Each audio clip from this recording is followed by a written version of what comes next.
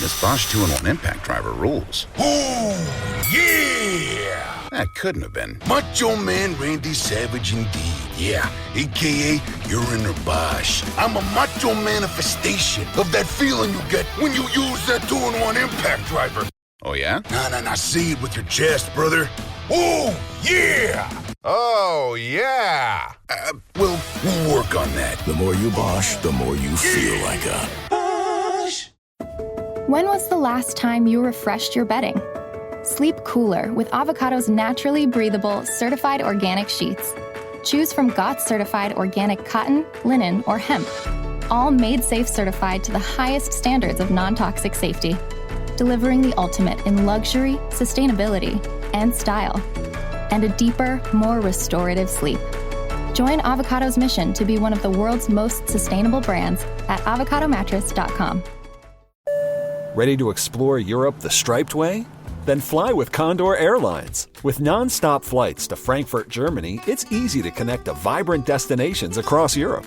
Whether you're sipping espresso in stylish Milan or raising a stein at Oktoberfest in Munich, Condor makes your journey just as enjoyable as your destination. With spacious cabins and relaxing service, your vacation starts the moment you board. Fly the striped way.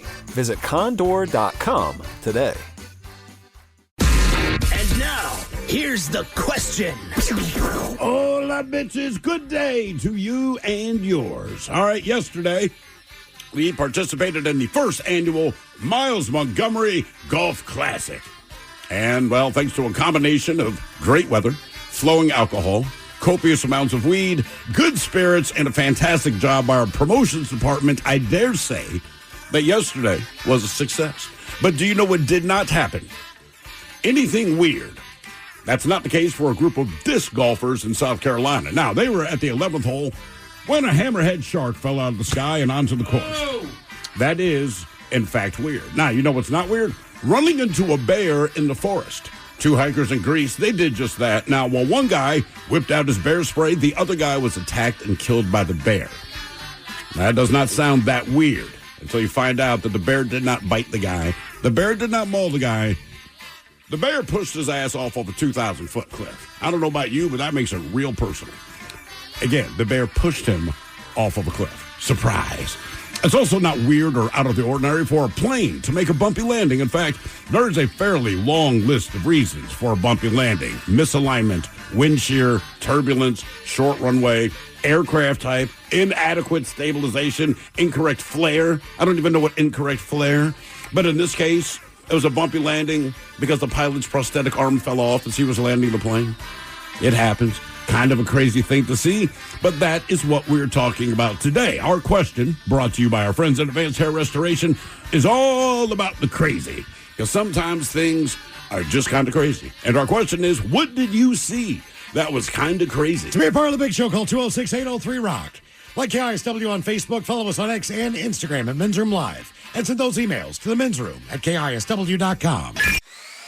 Oh, this Bosch miter saw really is smooth. Feeling smooth. Who said that? It's your inner Bosch, baby.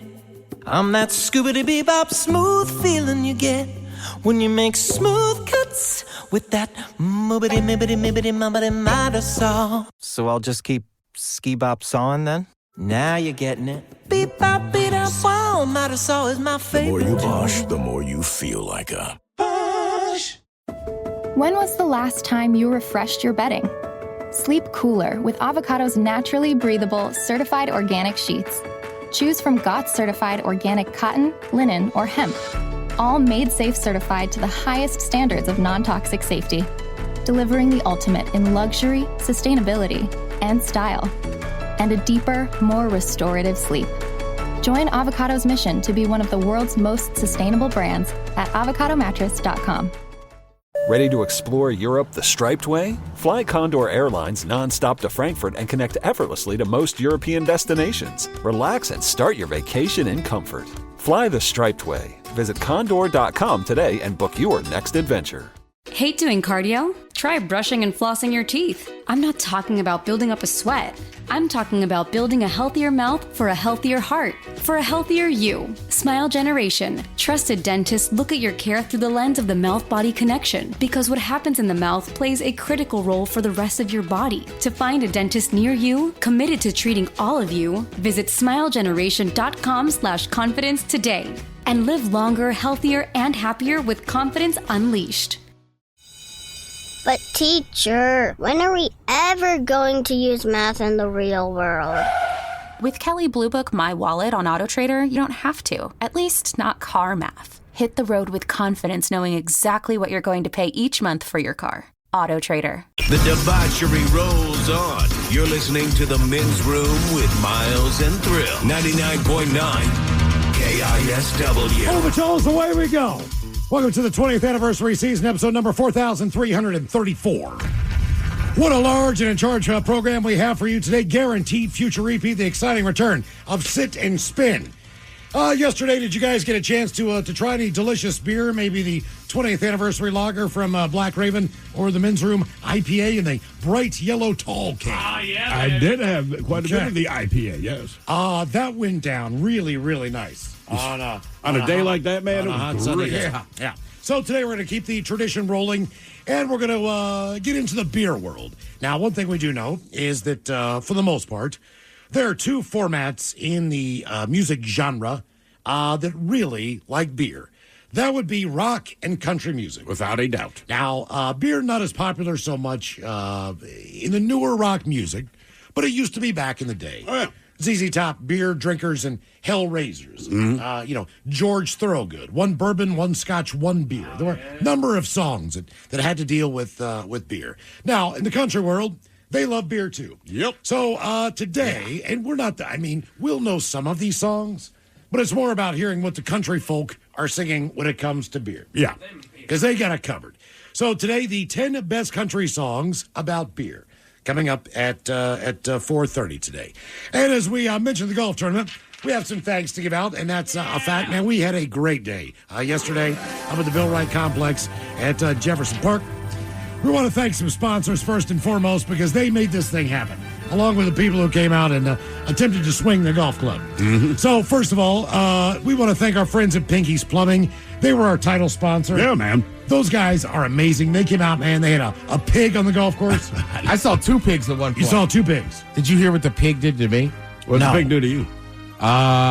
We were shooting people with Nerf guns, and I said, I could shoot the pig, but it won't hurt him. And he looked at me and goes, it won't hurt me physically. Dude, but emotionally. The way he said it was like, Jesus. God, man, I felt bad. I felt bad for shooting the pig. Piggies, by the way, supplied the golf balls. Yeah. For the tournament. Big thanks to the Fisher House. You know that story. Absolutely. Okay. Mercury's. Those are the guys that supplied all the coffee. It was an early morning. We needed that. Thank you guys so much. And they also helped out with the swag bag. Have you been to Mercury's? I have been drinking their coffee every single day for the last 2 weeks. My wife told me about them a couple of years ago. I'd never been in the place, and it was awesome. The food was great. The coffee was great. Yep. Quantum Fiber. They did our specialty hole, the longest putt prize, and they gave us koozies, which really came in handy yesterday. I was like, people were using them, that's for sure. Also, Templeton Rye. I think you know what the fine folks at Templeton Rye with their whiskey did as they sponsored our sixth hole out there. And who could forget our friends at the Advocates? Who came out, man. Look, you don't think about it. You need some food in you before you start. So they provided the breakfast for the morning. I had one, thank you. And not only that, but little bottles of sunscreen. Jesus, guys. You have no idea. People were absolutely... Who do you think thought of that, Donnie or Ken? Tearing into that, man. I was going to guess the sunscreen. With the exception of Ted, I never hear a guy say, hey, remember sunscreen. If there's one woman in a crowd of 10,000 people, you will hear her voice, hey, don't forget sunscreen. And I still got a little on my neck. Mr. X, they were handing out ball markers. They did the longest drive. Golf tees for everybody. We got swag bags from them as well. Also, Madrona Distillery. You thought that, well, maybe you needed a little vodka and gin. They had it at Hole 13. People were excited to tell us about them. Also, our friends at Black Raven were obviously there. Our friends from Trapper's Sushi. They were Yep. there. They had sushi on the golf course for people. I don't know, it was Miggs. Hey, man, do you want sushi or anything? I was like, what are you talking about? It's like, Travers is here. I didn't realize that. I was the lucky one that got to hang out with the lovely ladies from San Juan Salsa. Oh, with they're the over salsa with and you. chips. Okay. And, of course, Champion Party Supplies. The balloons, the coupons for their store, and swag bags. It was a great day. Now, I am leaving out one sponsor in particular. All right? That is our friends at UA Local 32. Yeah. All right? So this is the hole that Ted and Steve were on, the heckle hole, so to speak.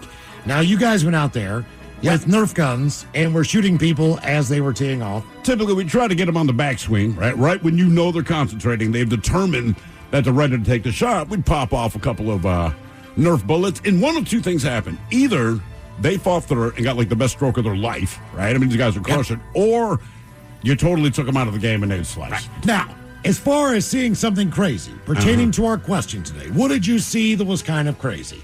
This fits in perfectly. Yes. To everything we're talking about. So UA Local 32, they put a toilet out there, right? Correct. And they had this thing called the pot shot. Now, basically, you could either sit on this thing, most people did, and you had a chance to hit on a par 3 toward the green. All right? Not a good look for people, man. It's very difficult to sit down and swing a golf club. Correct. One group had tried it. And so another group went up there, and I guess one of the gentlemen decided that he was going to whip out a driver. Right. So now we've been through a couple foursomes. Like two guys had tried it. It wasn't working well. So I was like, just grip it and rip it. Like, try one. Can I stand on it? Sure. Like, you got to keep in mind, Thrill and I aren't the golf authority. So we're kind of playing. We're like, All right, man. Go ahead. Do whatever you want. I mean, it's just a loose commode sitting on grass. Right. You know, so, and on this occasion, we did not fire Nerfs at him because he's standing on an unbalanced toilet. We just don't want to, Right. Thrill take him off. and I had two rules. We don't lie about the yardage. It's 154 to 156. Okay. And we wouldn't shoot people like a rule of engagement that were using the toilet. If they, Did you shoot any of the lovely ladies that joined us? Yeah. Yeah. Oh, yeah. You did. didn't matter. Everyone's fair game. Everyone could get it. It's funny. The first I lady took that came one up, off the neck from Steve earlier in the day. I was trying to aim lower, but I hit you in the neck. Because the first lady that came up, so she is going to, of course, shoot from the lady tee. So she walks like 20 feet away. And I can't remember if it was me or you, Ted. When I was like, we can walk too, bitch. And she just started laughing, and we lit her ass up. Oh, yeah. Right. So then this guy's like, I'm going to stand on it. And we're like, okay. Now he's got a driver. He hits it. Mike, correct me if I'm wrong. Also, timed out perfect. Mike had just pulled up in his car and I said, hang on. Mike, get over here. We got to film this guy. This is wild. Because he's standing on the toilet. And that you was can the hear point. me say in the background, I got $1 says he falls. $1. You owe that guy $1. He did not fall. No, so he hits it. I don't think he ever got more than 2 feet, 3 feet off the ground. No. It was just rolling in the grass. We kind of stopped looking at it. Right. They're still watching. Because it kept rolling. Right. So it seems like at first we're just celebrating that he actually got it to the green.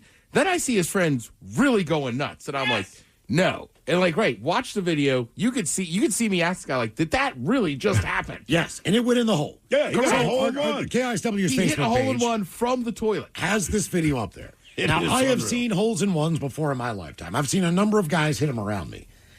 The roar that came, so my hole was right beside you guys. Yeah. The roar that came from that hole sounded like it came from CenturyLink. I mean, everyone were turning. No one could. I mean, everybody like, what happened? What happened? Right. What happened? Because they could hear the roar from holes down. So like, what happened up here? Because they thought it might have been our hole, that somebody hit a hole in one or whatever. Like, no. This is way bigger than that. Oh, yeah. You have no idea what just happened. And then everybody's going crazy. And again, like, I have golfed a decent amount. I've never seen one hit in person. Then it was like, we're part of this moment. It's our hole, man. Off of a freaking toilet. By the way, one quick note. At the end of the event, I did get visual evidence of Miles's crooked ass name on the back of the plaque, right? Oh, you did? I'd forgotten about it, and the lady that was there. Oh, Diana, Yeah, she comes running over to me. She goes, hey, before you leave, and I can see she has the plaque, so I look at the front. Like, all right. Then she flips it over, and sure enough, just like your picture, I want to say there's 4 names, and they're just haphazardly put on there. And I go, well, what the hell, man? I'm like, they're all uniform in front, and you flip it over, and she's like, by then, man, I wasn't caring. I was like, drunk. here's your name. Yeah, All right, I had the same awkward. It was awkward for me as I went, well, why did they let you have the plaque? And she's like, it's my tournament. Yes, I was like, exactly. oh, my bad. Right. It's mine. Quick little correction, Miles. The Heckle Hole was actually sponsored by our friends at Pinky's Plumbing. Oh, it was Pinky's. UA Local 32, rather. They sponsored the chip in, hit it into the pot where they had the chip into it. Okay, all right. Okay, that is correct. Big thanks to everyone up at Jefferson Park. If you have not gone up there in nice, a number of years, obviously, it is one of the oldest golf clubs in the city. Not only that, our affinity for the Fisher House as far as where the proceeds portion from the beer go and the sausage and the salsa and everything else. We were literally in spitting distance of the hospital and the Fisher House. Yeah, I mean, so right that kind of made it even more special to be up there. Oh, yeah. But, man, Jamie, Caius, Larry, all those guys up there at Jefferson, the course was in amazing shape. It was great, dude. Everyone had a bad time. No one had a bad. People came out early just to join the Daily Mix morning show. I got there at 6:45, which is one of those things. I know I have to get up early. Now I can't sleep because I'm stressing about oversleeping. So by 5:15, get out of bed, get there at 6:45, and I was shocked how many people were already there. Yeah, it was it was an amazing day. Obviously, we talked about this too. No kidding aside, you know exactly where we live. And so when, and big thanks, man, to kind of all the promotions people here just absolutely kicked ass. But when you schedule this 4 months in advance or 3 months in advance. And you pick June. You're like, ooh. Yeah. I mean, we all know what July 5th means in Seattle. Right. The unofficial start of summer. Correct. Half the time, July 4th, we're sitting in the rain watching the fireworks. Yeah, watching wet fireworks. And you never know what's going to happen in June. We got lucky as hell. Yes, we did, man. And we had one of the nicest weekends, the nicest weekend of the year. So it all kind of came together in a great way. And to be honest with you, as far as everything with our staff is concerned, this was the first golf tournament, to my knowledge, that KISW has put on. I believe that it is. There might have been one back in the day that I'm not aware of or whatever, but as far as we know, in the 20 years that we've been here, before that, there was never been a golf tournament. Yeah. Okay, so I know a lot of people who work in the golf industry around the area. A lot of them came to play in the tournament, have a good time, right? That credit to you. I talked to a lot of people. Like they were going to well, I know Miles do this and that. Right. I was like, we got like golf royalty locally. I know Miles do golf. I That's basically. Well, man, golf is you end up playing with a lot of the same guys. Yeah. Guys get out on the weekend. They bring their wives. You end up, a lot of them do. Oh, yes, they do. Man, but I'm telling you. I'm sorry. There was just this one lady walking around the golf course. I mean, for hours. I'm the real sweet, kind lady, whatever, man. I mean, but she was super nice, but just absolutely stunning. There was more than one. I know there's more than one. There's more than this one. one particular one. And Well, I said, married to my buddy. I'm like, the golf dress is a hot look. Let's just put it out there. Everybody look great. Trust me, when you go to the golf course as a single man, you notice these things. Most of the time, though, I went out there as a married man. You're notice these things. You're pairing up with a couple, and you always think to yourself, wow, how the hell do you get one of those golfing ladies? Even Stevie Wonder be like, I can't see it, but I just can feel the vibe. We in golf the air. every day together. Yeah, it'd be amazing. But there's a lot of complex parts that go into all this, from the breakfast in the morning to the food afterwards, the award ceremonies, the checking in, getting everybody set in their carts and all these things. And our promotions team, and I'm telling you, this is back to what I was saying about the guys that have played and run tournaments and have their own tournaments. And they said, look, this was the most fun that we have ever had at a golf tournament ever. Ones that we And that's put the on. goal, right? We learned a lot from this, blah, blah, blah, blah, blah.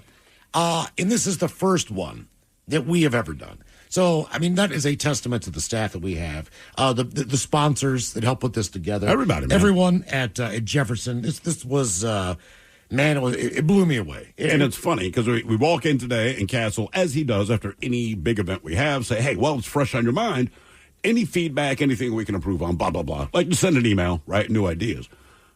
Look, man, every freaking person I talked to, their idea was do this again. Yeah. No one complained. Everyone had a good time. It's like, Castle, we can come up with ideas, but it's not based on any negative feedback from anyone, man. Do us one favor if you can.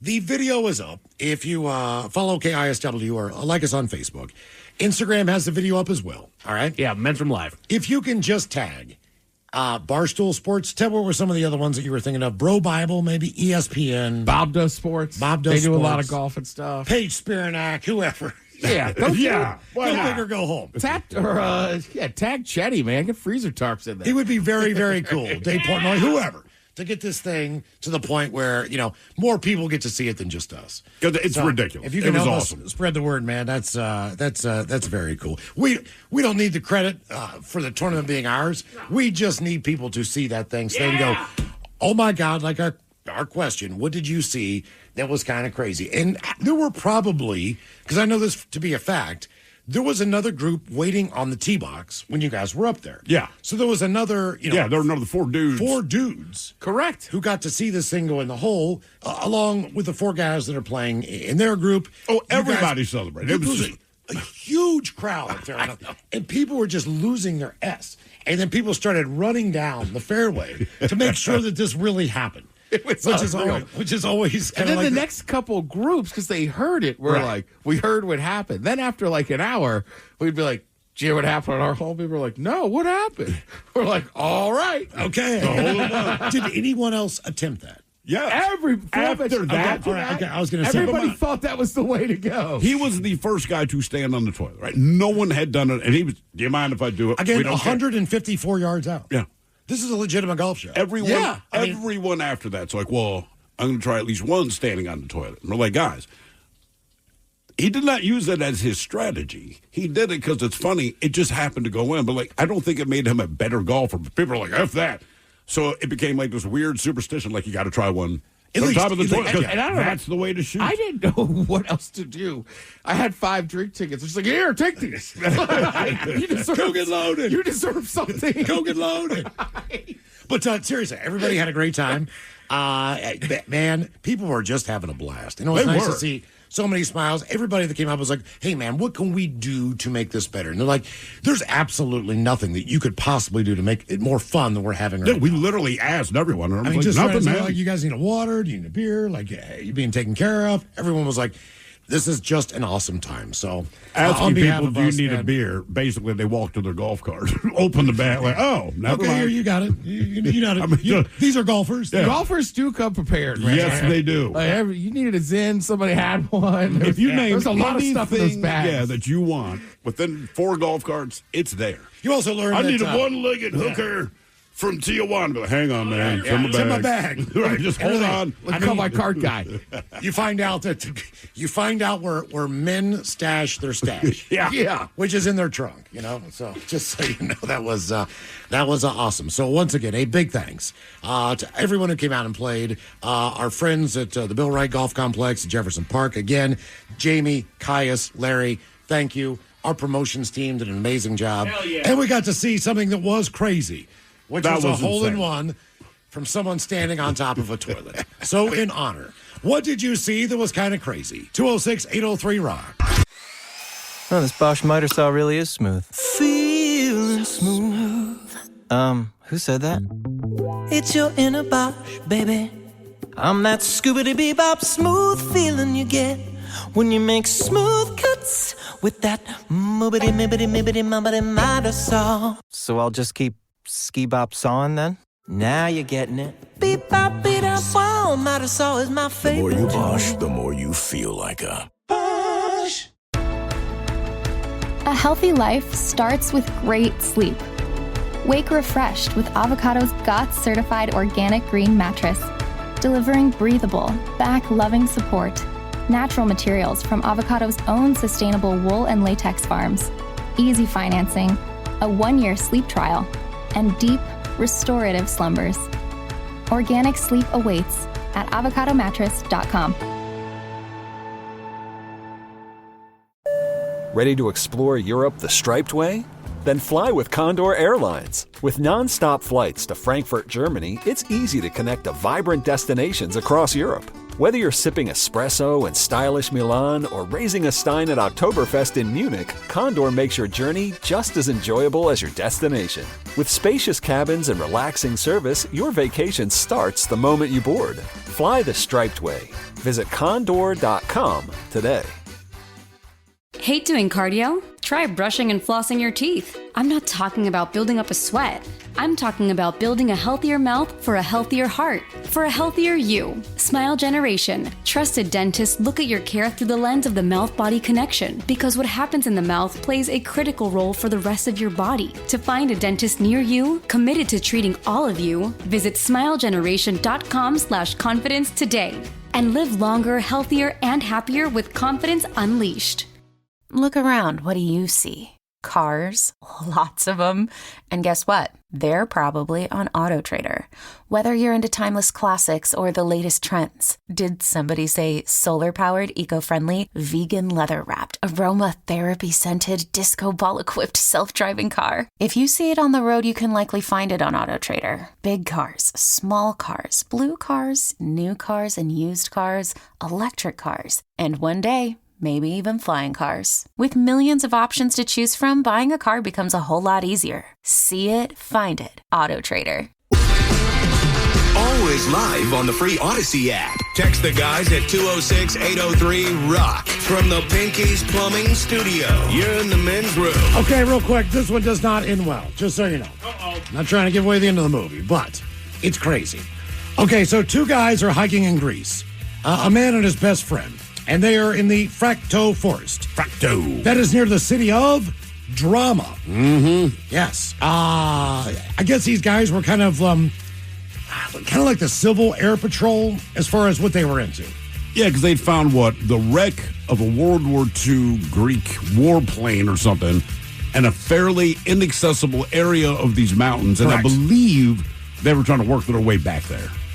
That's exactly what happened. Then they came upon what one of them been described as a huge bear. Huge! And I heard my buddy Christo shout, "Come, there's a bear." See, that's where we're different. He said his dog, a Belgian Malinois, stepped between himself and the large bear, which bought me a few seconds to get out and use some pepper spray.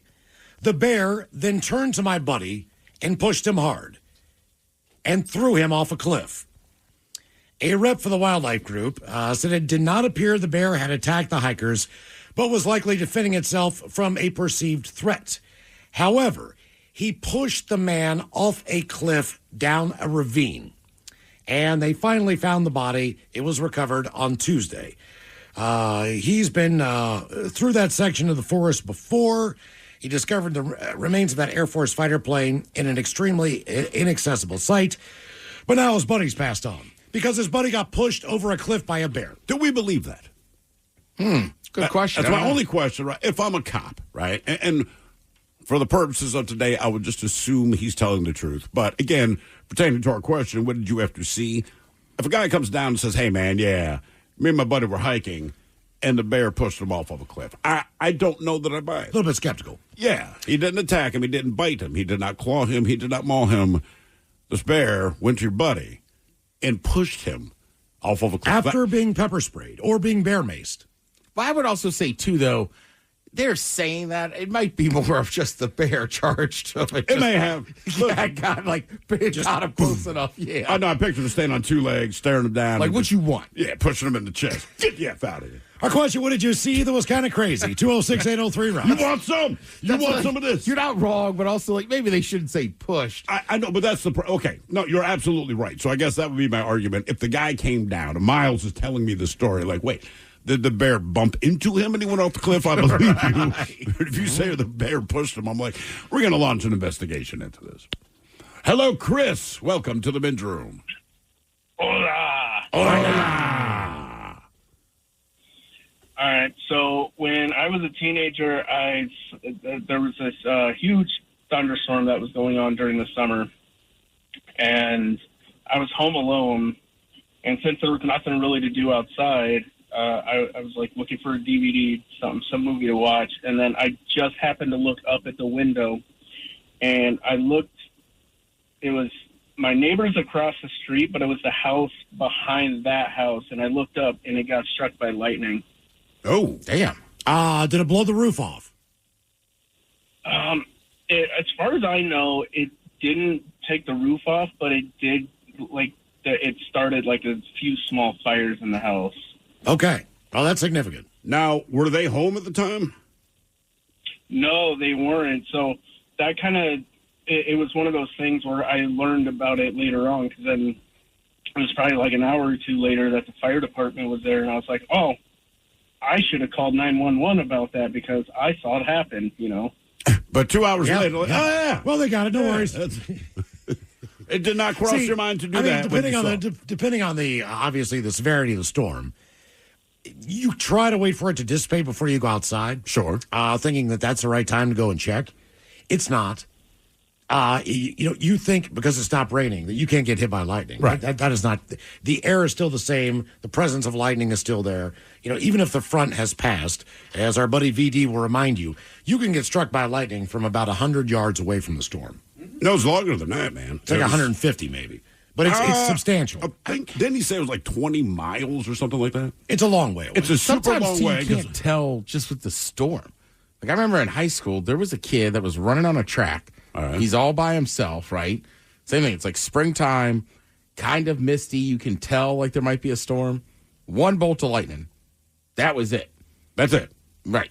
Damn. Took that guy's life. Jesus. But same thing. He just happened. Like that's why I don't It exercise. didn't rain. It just was kind of like, is it going to storm? Is it not? Like nobody. Like I would have done the same thing. You'd have been like, screw it. I'm it's fine. Yeah. But, look, I have been hit by lightning on the golf course. The tree that I was under got hit by lightning. Yeah. That zapped me and knocked me out.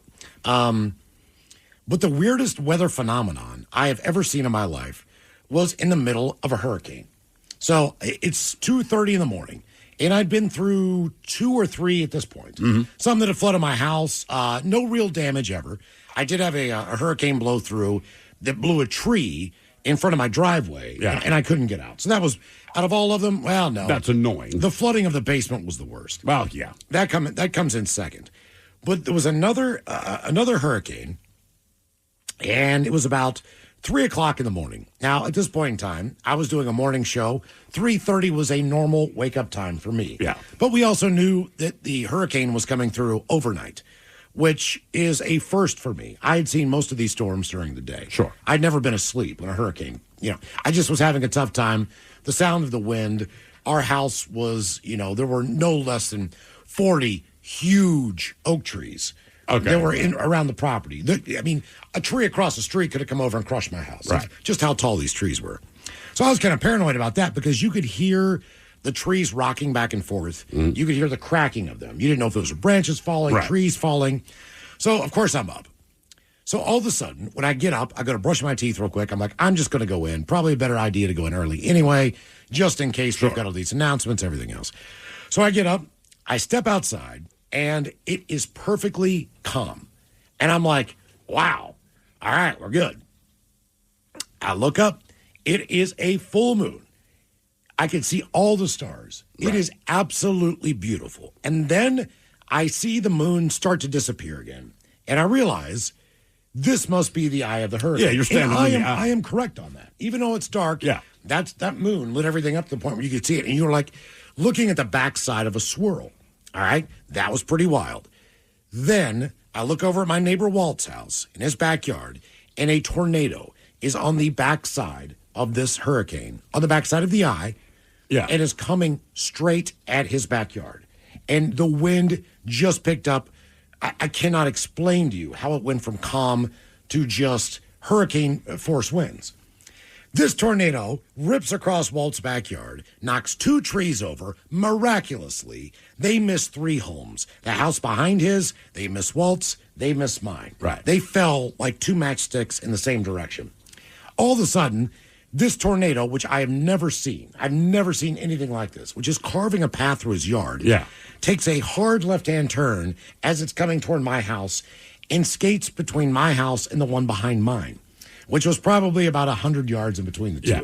And I watched it blow through the 2 homes behind my house, or mine and the other, and then tear it directly into my buddy Chris's home. Damn. I mean, just boom, just hit it. Now, the shutters flew off the house. I think the gutter stayed on. What? I'm pretty sure that house sustained pretty minimal damage considering a tornado hit. That tornado took down all those trees on the way in. But to see that at night with the moonlight, and to clearly see a tornado at night was absolutely It was just bizarre. How long does that entire process last? From the time you see it hit in the backyard of your buddy, go across the street and take out your other buddy's house? Well, I wasn't the only one outside. So I had a neighbor across the street was outside looking too. So I'm serious. The sounds of this thing were just, you couldn't really sleep. Right. So everybody's kind of out. And then my neighbor runs across and he's like, oh my God, did you see that? Could you see that from your angle? And I was like, the tornado? He's like, yes. He's like, I could see most of the funnel and how it V'd into the ground from my angle. It's like, I couldn't see that because all I could see was swirling debris. Yeah. So I didn't have the right angle to see the funnel. All I could see was this, like a dust thing that you would see on a Little League field. Little dust devil. Yeah, exactly. Right? It looks like a little tiny baby tornado. But it was bigger. Oh, look like a little tornado. That's basically, it's basically like a water spout coming. Yeah. That's kind of what I saw, just dust at the bottom. But that was pretty wild. I've only seen a tornado once, but unlike you, I was nowhere close to it. I was like 8 years old, and when we lived in Colorado, new housing development, so basically there were about 3 blocks of houses, and then nothing but prairie as far as you could see, and then that ended at the Rocky Mountains. And I believe that was like 40 or 50 miles, something like that, whatever. But my dad calls me and my brother outside, and he points to the prairie, and it's kind of hard to gauge the distance of a tornado, but it was not near us because we weren't getting any of the effects of the wind or anything. But in the prairie, because it's all dust, man, like you just watch this thing just shoot skyward. It was terrifying. It was so big. As a kid, Wizard of Oz is the tornado you know. And then all tornadoes are kind of measured off of that. This thing was just so much bigger than that. That's the thing that really hit me. As far as the funnel size. It was just fat. You always picture tornadoes kind of shaped, I don't know. Just like a tornado. Like a tornado. This one was like an obese, I don't do Ozempic tornado. It was just so fat and so big, but far away, and I couldn't. Are you fat shaming a tornado? I'm fat shaming a tornado. Jesus. It was embarrassingly fat for a tornado. But I could not believe my eyes as a kid. I did not know they could get that big. And then it just kind of disappears, right? I mean, it just kind of winds up and it's done. And I'm standing there. My father just looks at us, and he was always a man of few words. Be glad that wasn't here. But, yeah, I was. What did you see that was kind of crazy? 206-803-ROCK. Hello, Ryan. Welcome to the men's room. Hola, bicholas. Hola. So I'll stick kind of with your golf theme crazy story, and there's a little backstory to it, but the end result is I watched a golf cart go through a chain link fence and rip one of the tires off the wheel as it ejected somebody out the passenger side of the golf cart. Why did this happen? So, company golf tournament like 15 years ago, and my brother played a lot of golf when I was young, so I knew the course, which was North Shore Golf Course, if you've ever played it. And on the back 9, there is a hole that's kind of shaped like a half pipe. Okay. And when we started the golf tournament, I knew how to take the governors off the golf carts. So I took the governors off of our team's golf carts, and we started doing 25 mile an hour everywhere we went on the golf course. And it's the morning time, so there's a bunch of dew on the grass. So you could get up to speed and get out into the middle of the fairway and then slam the brake and turn and do like several 360s through the fairway. And other teams started seeing us do this. So they started asking, hey, how's yours going so fast? Well, then I started showing one team how to take the governor off. And within an hour, every single golf cart on the course has no governor. There's golf carts flying everywhere. And now we're on the second to last hole. It's been a long day. People have had some beers. And the grass is now dry. And this hole has a men's tee, then down below it is a ladies' tee that are kind of shaped like steps in this half pipe. Me and my passenger are trying to catch air off of these as we go down the hill. And then the other 2 players with us went down the ramp that goes straight down the half pipe, and they are hauling the mail. They pass us and turn out into the middle of the fairway and slam on the brakes to try and do a 360, and it just turns dead left 90 degrees. The passenger flies out of the golf cart. It goes up on 2 tires. The driver's holding onto the steering wheel, and it went through the fence into the apartment complex, ripped the tire off of the wheel. We had to, yank it back out from underneath the fence, baby it back to the clubhouse, and then change the names on the golf cart so that nobody knew it was ours. Jesus.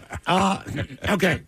So I know a lot of people that work at golf courses. I don't know if you knew this or not, but the screen, if you have a GPS in your golf cart, there's a code you can put in. And you basically are on not member mode, but you're in staff mode, if that makes sense. So there's buttons on the side that you can push. And there's a lot of touch screens. Yeah. There's a combination where you press like 2 or 3 of those together at the same time. And now you're in administrative mode. So you can get away with certain. You can take the governor. Because it used to be off back. of- yeah. Yeah, it used to be back in the day. You just had to know how an engine worked. You could get take underneath that- the seat, click the like thing. right, like I know, like I remember being 15 and like one of my brother's buddies could do it. We did it every time. Right. Of course. Yeah. But So these- now you're saying I can push button my ass you can, to driving faster. If you know how the couple, I'm not going to tell you, but if you know the couple, because they don't. Do you do it? I always see if they work because there's different combinations. So you always try it anyway. I always give it a shot because you never know. You know. Yeah. Well, and they got to move them around a lot quicker. Oh yeah. So that's why they need it. I have been stuck in a thunder shower where the staff was coming around and changing all of those things manually so people could get off the course faster who were farther away from the clubhouse. Right. So I've seen that move before. And then you're like, oh my God, I had no idea what this bad boy could do. Yeah. It's flying. Wow, it's pretty cool. Well, and again, thankfully yesterday, the highlight of ours was that hole-in-one. Yeah. Because, I mean, I have seen too many golf tournaments for that story. I mean, I've seen it. My brother was hosting one at the high school he coached baseball at, right? So it's like last minute, somebody's out. He's like, he wakes me up. He's like, come on, let's go, right? I'm 19 or 20. I remember I wasn't 21. Right. Because he was like, you drink beers, just don't get hammered because, you know, like people know you. Right. You're my brother. Fine. Now, his two buddies, Rich and I forget the other guy's name, they are getting after it. You know what I mean? This was one of those tournaments where, like, the beer's paid for, so every time the cart girl comes by, Yeah, they're free. they're just filling up or whatever. So now, when you're finished, right, everybody's back, everybody's eating. Rich and Doug are not back, right? And then finally, we see him walking up the course, and it's like, you come on, don't tell me. Yeah, same thing. They figured out some way to get the governor off, start speeding around. It was like in a little ravine. They couldn't get it out. Like, they had to tell the course. Like, I thought Chris was going to kill him. Just because he's like, You also I'm don't the know how varsity baseball coach. I'm putting on this tournament. Yeah, thank God we didn't have any of that action. No. But you don't know. No. You don't realize when you sign that waiver, when you play, how much that damn thing costs. Those carts are not cheap. No. I mean, you're talking thousands of dollars Yeah. to replace or to repair or whatever the deal is. So that's the last thing that you want on a buzzkill. Well, it's still got an engine on it. Right. You just get so used, and I get it, right? I do it. People are doing it like you slam on the brakes and you slide. That's fine, yeah. But yeah, like when you were getting like those two idiots getting that hammered, like you're going to tip that thing over. Oh, yeah. I saw it in South Africa. 2 days before I left, my daughter's like, I'm doing this winery thing. All right. Wow. There you go. 6-hour window on a van with a bunch of people going from here to here to here. You know the end of this movie. Someone's going to be passed out when you get home. Of course. And they're going to be throwing up red stuff. So I go to this place golf course by myself, and a guy drove a cart off of a bridge. Oh. And I watched him do it. How far did he go? There were no side rails, at least 15 feet. There's no side Damn. rails? No side rails on the bridge. He throws this thing off the bridge. I think they said he was fiddling with his phone. All right? Dumbass. Nose dives it in. His buddy goes face first out the passenger side onto the concrete. Oh. The cart rolls over the top. All right? Those two were at the clubhouse when I got back pounding beers. They were fine. They were fine. Right. The golf cart, not fine. Yeah. Not fine. They were not okay. They were not. They looked shook, but they still looked like they were going to say the hell with it. We're drinking. We already did it. We're just going to sit here and drink till our wives come and pick us up. What did you see that was kind of crazy? 206-803-ROCK. Man, that was easy. Bulldog Rotary Hammer! Hello?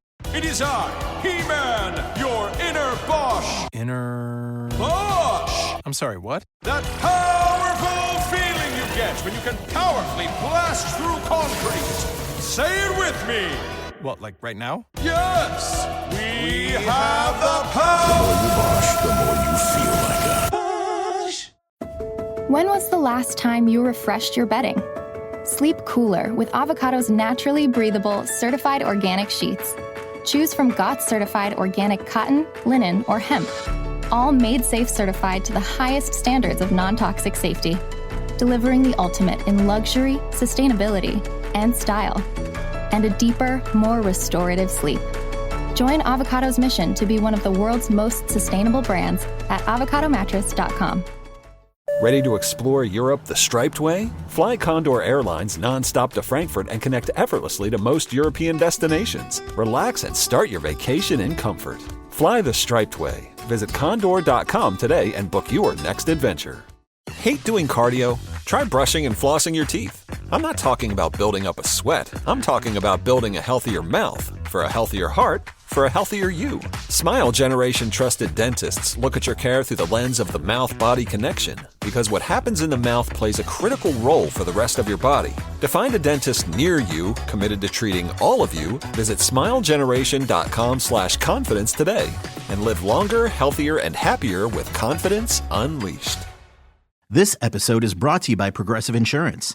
What if comparing car insurance rates was as easy as putting on your favorite podcast? With Progressive, it is. Just visit the Progressive website to quote with all the coverages you want. You'll see Progressive's direct rate, then their tool will provide options from other companies so you can compare. All you need to do is choose the rate and coverage you like. Quote today at Progressive.com to join the over 28 million drivers who trust Progressive. Progressive Casualty Insurance Company and Affiliates. Comparison rates not available in all states or situations. Prices vary based on how you buy.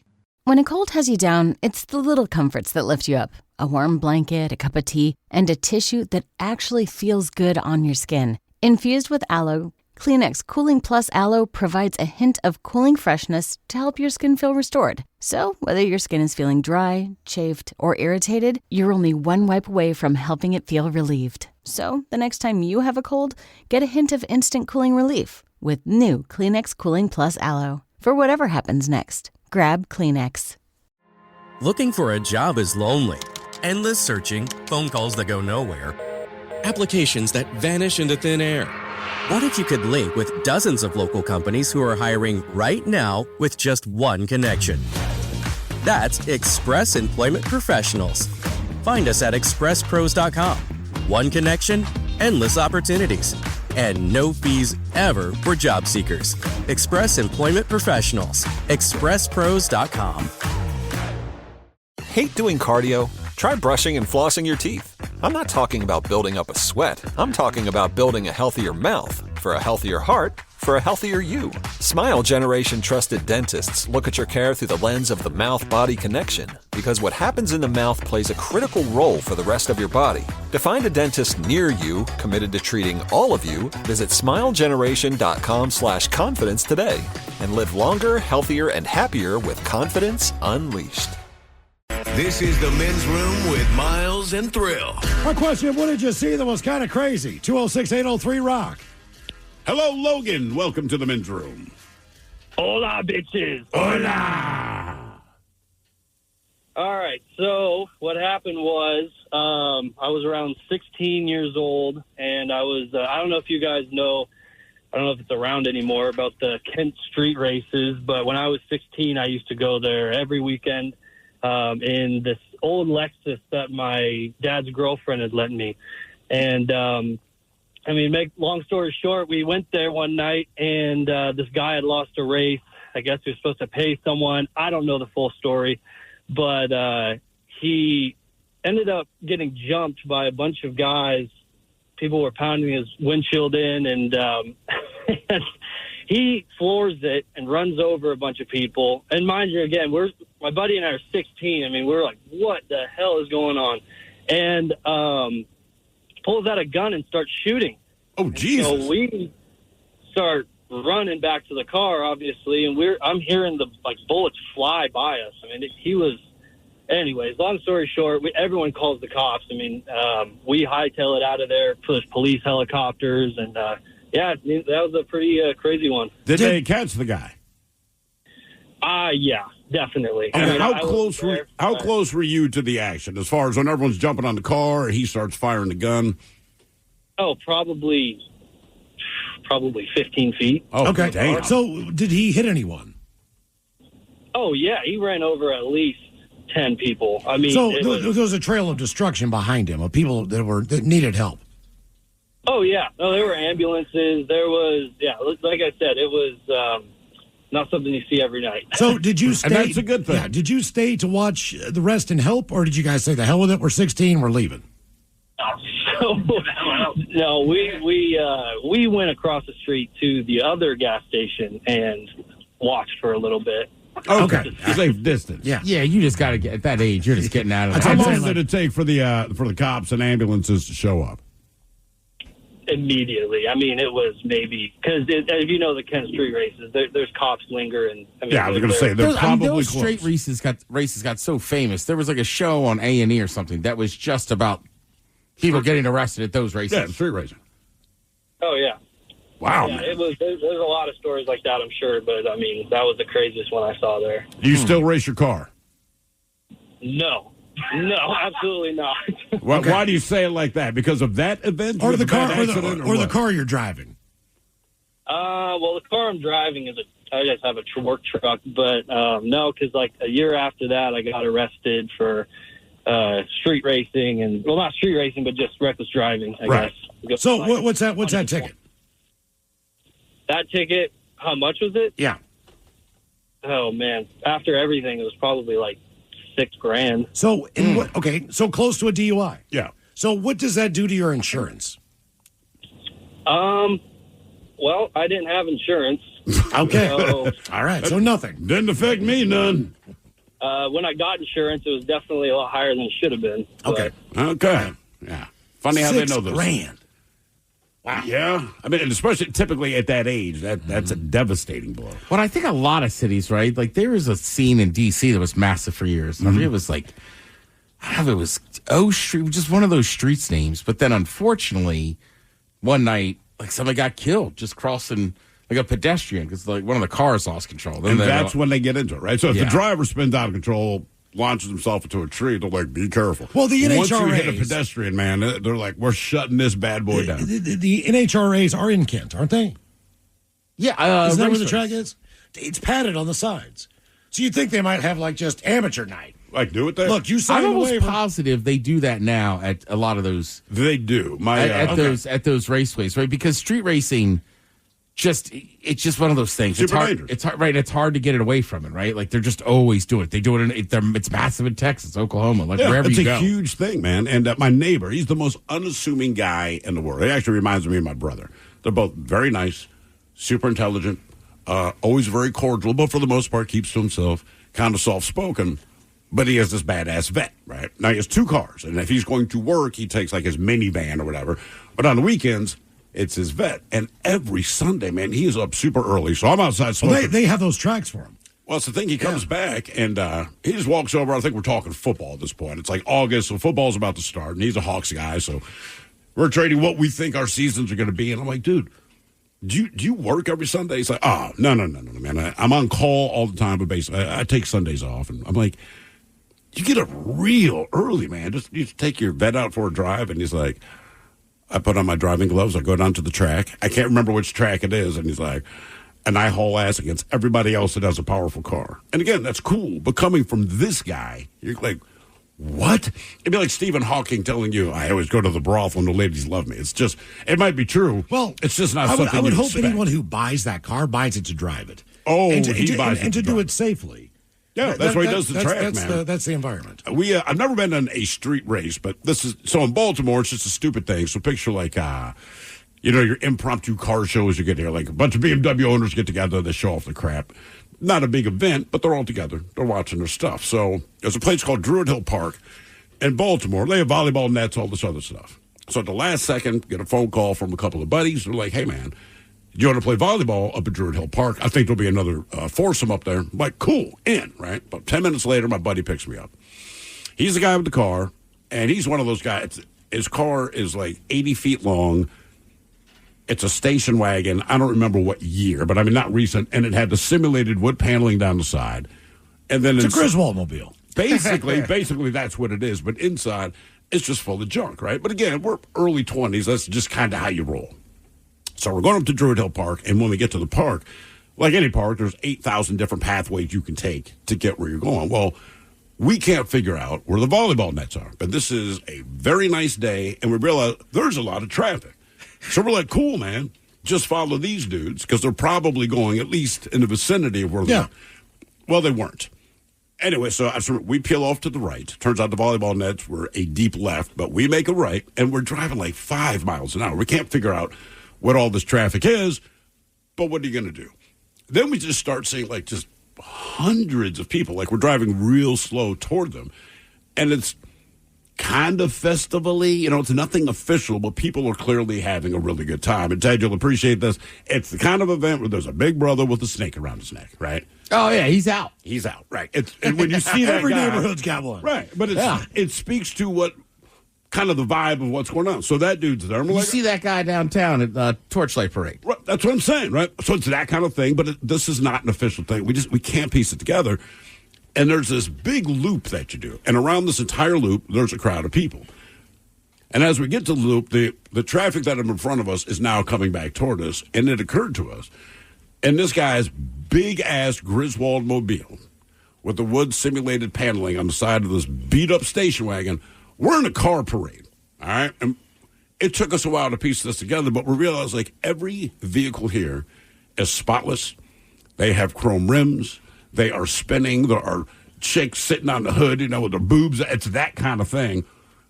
And as we get to this group of brothers, they're looking at this car like, what the F? Okay, so now it's kind of embarrassing because we really did not mean to be here, but you can't get out, right? It's a single file line. You're going 5 miles an hour no matter what. So you're starting to feel humiliated, like nobody wants their face seen. But then as our car keeps going through, more and more people are cheering because we realize, Ted, it's like you not having tattoos when you go to certain people's birthdays. Yeah. Like everybody wants to talk to you because you're the one guy that doesn't have tattoos at a very tattoo-heavy place, right? So they're like, what are you guys doing in this car parade? That's exactly it. And they realize they're obviously lost because we're kind of decked out to play volleyball, man. But by the time we got out of there, people are cheering. They're banging on the car like we were icons now. You know what I mean? Everyone's like, yeah! Brother, you got guts. Like, it's not guts, man. This was a mistake, but it's probably like 20 minutes of going through this, man. Some of the coolest cars you've seen, and then my buddies. What did you see that was kind of crazy? 206-803-ROCK. Hello, Jason. Welcome to the men's room. Hola, bitch, hola. Hola. Well, good afternoon, gentlemen. Good afternoon to you. All right. Well, yeah, I got a little bit of a story for y'all, if y'all want to hear it. The perfect time to do it. Yeah. You called us. Well, so I was in Iraq, and I was getting ready to go on leave, so they got me back to my main base where my company was, and I couldn't find any of my friends. I had about 2 days before I flew out, so I wanted to go hang out with my friends. So they told me my friends were out near the airfield pulling security, which was kind of strange, but it is what it is. So I headed on out there. And I go out there, and they're guarding a reefer van, like for produce to keep it cold or whatnot. And start talking to them a little bit. Well, come to find out, they had Bin Laden's number 2 up in this reefer van. His name was Al Zakawi, and the government had dropped a couple 500-pound bombs on him, and they took him out. Well, I had been reading this little magazine they had over there called the Stars and Stripes. It was like the newspaper you got when you're deployed. Yeah. Well, in that newspaper, they said that they didn't kill him right away and that they had questioned him for 2 or 3 hours after they dropped the bombs. Well, let me tell you, fellas, when I went in that reefer van, there was about one softball, one regular baseball-sized chunks missing out of this man's face. And there was no way that they questioned him. And that was about the time in my career that I realized the government will lie to you about everything and anything. And that was a real coming to Jesus moment right there for me. Well, they weren't going to look. Right. They know who he is. They found where his ass was. You get rid of your threat. And then however you want to spin it to the public. Sure. And look, it ain't just the government. Any major company, whether it's federal government, Amazon, you name it. I'll put it in perspective for you. When I was growing up, this is in Baltimore, I watched a police car hit a pedestrian, all right? The cop did not have his lights on, but he blew through the light, hit a pedestrian. killed the guy, but there's maybe 150 high school students out there because we're waiting to get the bus to go to school, and you took the city bus, right? It is what it is. Accidents happen. When I get home from school and we turn on the evening news that night, the same intersection where this same guy that we all saw get hit and killed by the cop car, it was now being replaced by, he was hit by a city bus. Huh. Yeah, and I remember I looked at my father and I said, we were all standing there. I mean, talk a ton of us, and it doesn't matter what hit and killed him, but it was not a bus.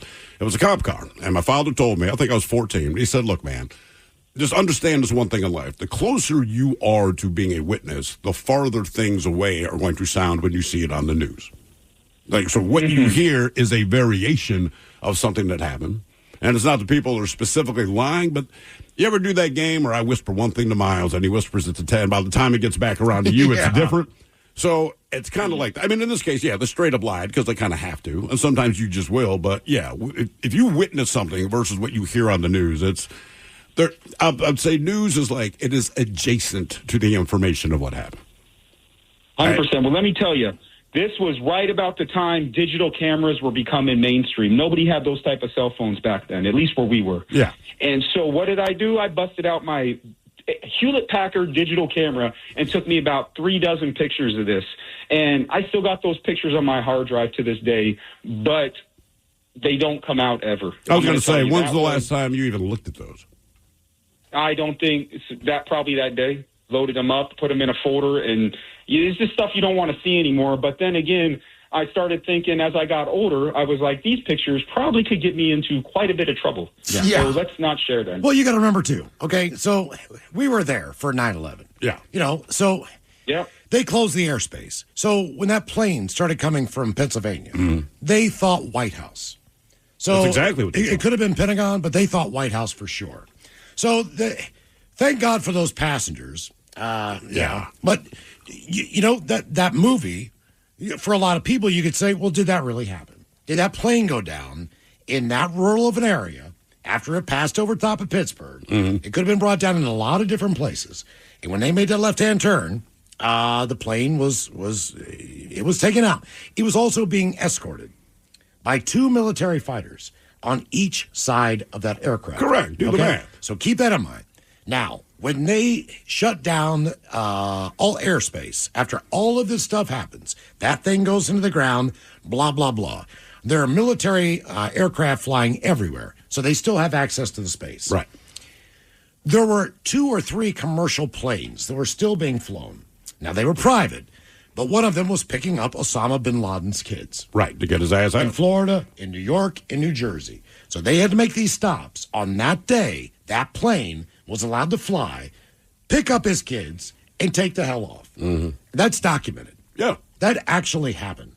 So when you think about all those different things, you shouldn't be too shocked that you're not getting, and then that information is available. But sometimes, but most people don't. Most people don't know. Sometimes, most people don't know that happened. But we knew it happened because it was reported on the news in real time. Only these planes in real time are allowed up there right now. And this is why. This is what they are doing. Everyone is flying at, Jesus, man, like 6,000, 5,000 feet. You're seeing every single plane that you cannot believe is that close to the ground and that big flying around that area, which was weird. Unless you lived in Washington, D.C., you've never seen. But not like those that, bigger man. planes flying that low to a major city. It was weird, man. It was definitely a strange. I mean, thing. anytime you get the military stuff involved too, right? Like just much lighter, but just look at my dad, right? Like he got shot or whatever in Cambodia, but technically we weren't in there. Cambodia in 1969. So he can never have been shot. So he never got. It wasn't until early 2000s he finally got a Purple Heart. But right, all that stuff. But they couldn't say to it, this day, I'm not positive the story I've heard of how my friends who was an operator, how his Black Hawk went down. I'm not positive. You know what I mean? Because I've talked to other operators, and they're like, well, that's what they have to tell you. They can't tell you where he was. They can't tell you where he was. That would be national security. Right. People, we're not technically there. So wasn't it your thing, with your dad, until they came clean and said, all right, look, we were in Cambodia. Worst kept secret, but we're finally going to say, yeah, we did it. Then he could get his Purple Heart, right? Correct. But he, you deserve it. And we really want to give it to you, Ed. Hey, great work, man. Where You're was he shot? But here's the thing, Ed. nobody knows we were there, and as long as we're going to lie about this, we can't give you the... But they do it a lot. Like, when they declassify stuff, it always cracks me up. You know, it can be UFOs, it can be this, it can be that. Like, all right, we admit it, we've been working on this, that, and the other. Like, well, look, man, I don't care what you do or do not choose to express interest in, but for 75 years, people were saying this, and you kept saying no.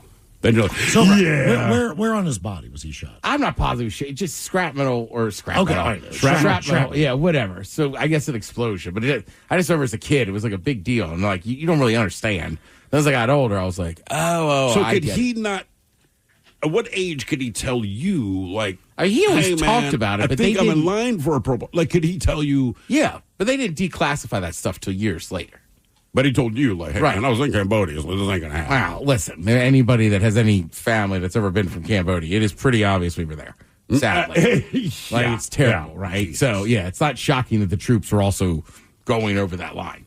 It's amazing, because there's a lot of things I would not know. And then, like 30 years ago, talking to my brother, to say a military conflict that kind of exploded, and this side's going to do this, and this side's going to do this. There's the threat of this, right? And I'm like, oh, man, this is serious stuff. My brother looked at me and goes, I work for Westinghouse Defense Contracting. That country that everyone's so worried about. Like, we designed their defense. Like, literally, I could go into work and shut it down.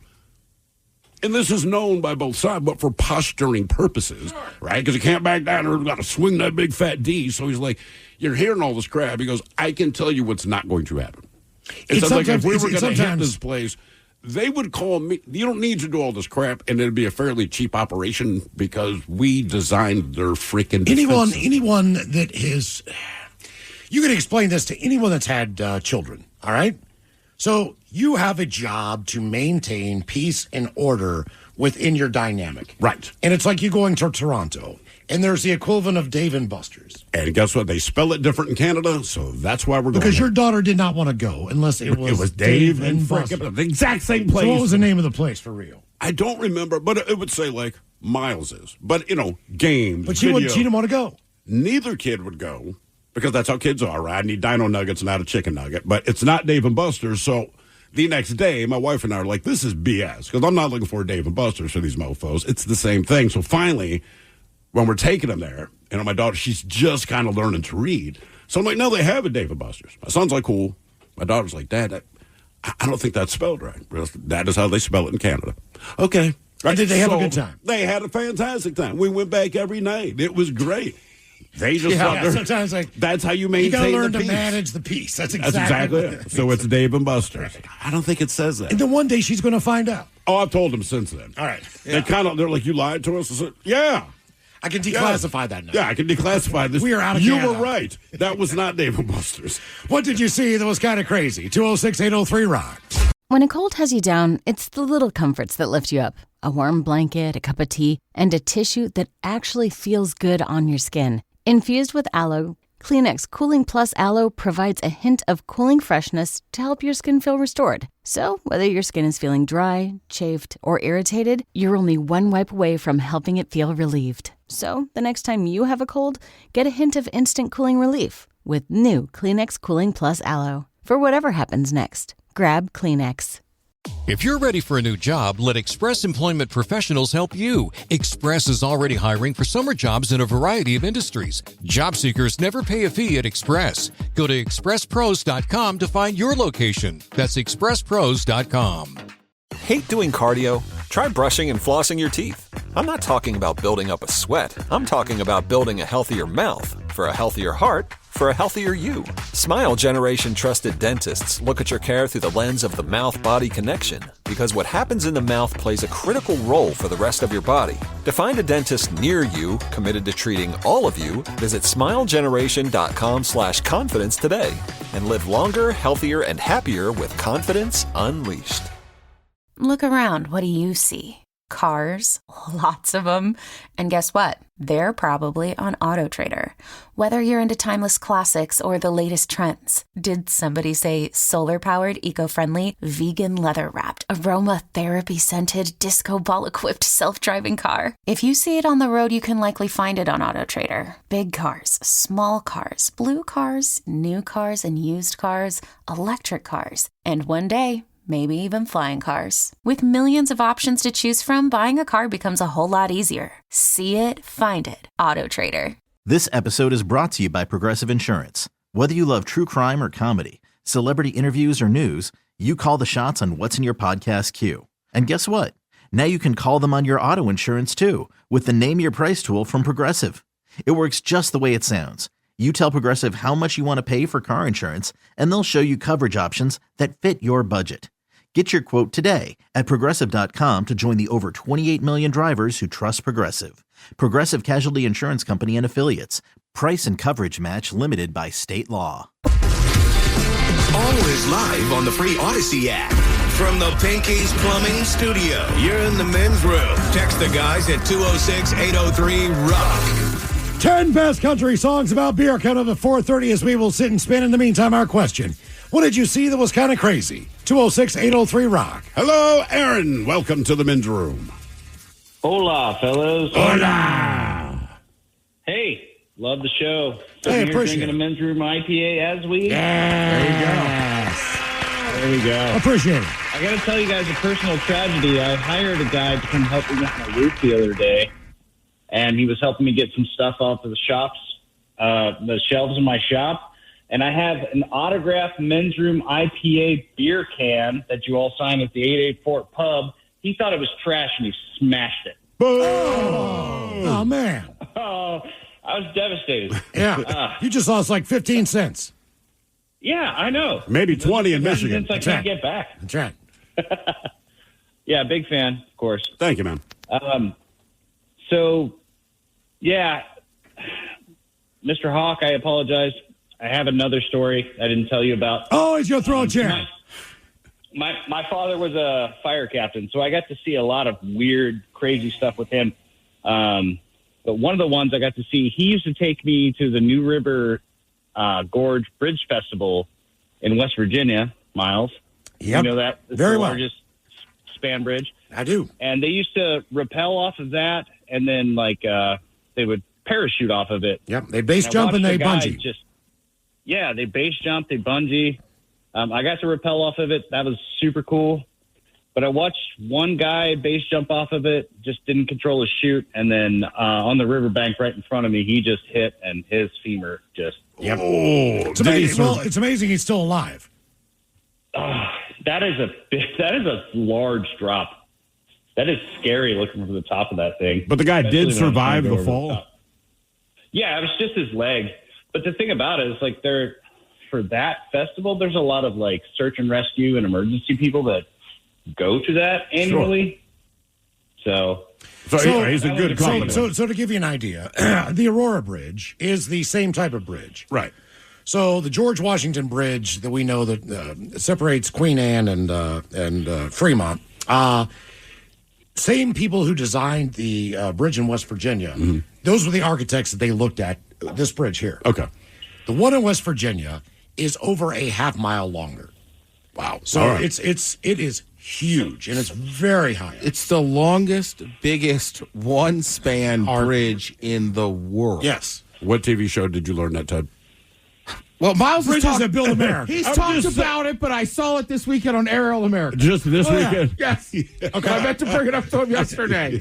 And I was like, son of a bitch, he's been told the I'm like, truth. this is TV Ted talking. I can feel Well, you can jump off the thing and pull a parachute. Right, yeah, that's a good point. That's how high it is. So- Except for that guy who called it. So, Aaron, being that you were willing to repel it back then, is that something you still do now? Oh, hell no. I'm terrified of heights. Wait, you're terrified of heights and you repelled off of that thing? Yeah, I was 16, dude. When did you I would think if at 16 I did this, then the fear of heights is now out the window. Well, I mean, what happened 32 for now. you to become scared of heights, being that you repelled off of, as Ted said, the longest, highest one-span bridge? Yeah, steel bridge in the world. Yeah. It was a fall. Not going to lie. It was a fall off a ladder. Oh, they got you scared of heights? Yeah. How high up on the ladder were you? I was 15 or so. Yeah, it doesn't sound like much till you look down. And you're like, 15, that's a serious drop, man. Those guys with the big ones, man, that go up like 2 stories. I'm like, no. Yeah, we were into the No ladder way. a couple of summers ago. We were painting the trim on the house. And It's the second floor, but the way my yard works, we call it the pit, but it's a place that's dug out, and the guy finished it with cement and all this, so you have to go up even further. It's maybe 5 feet below grade.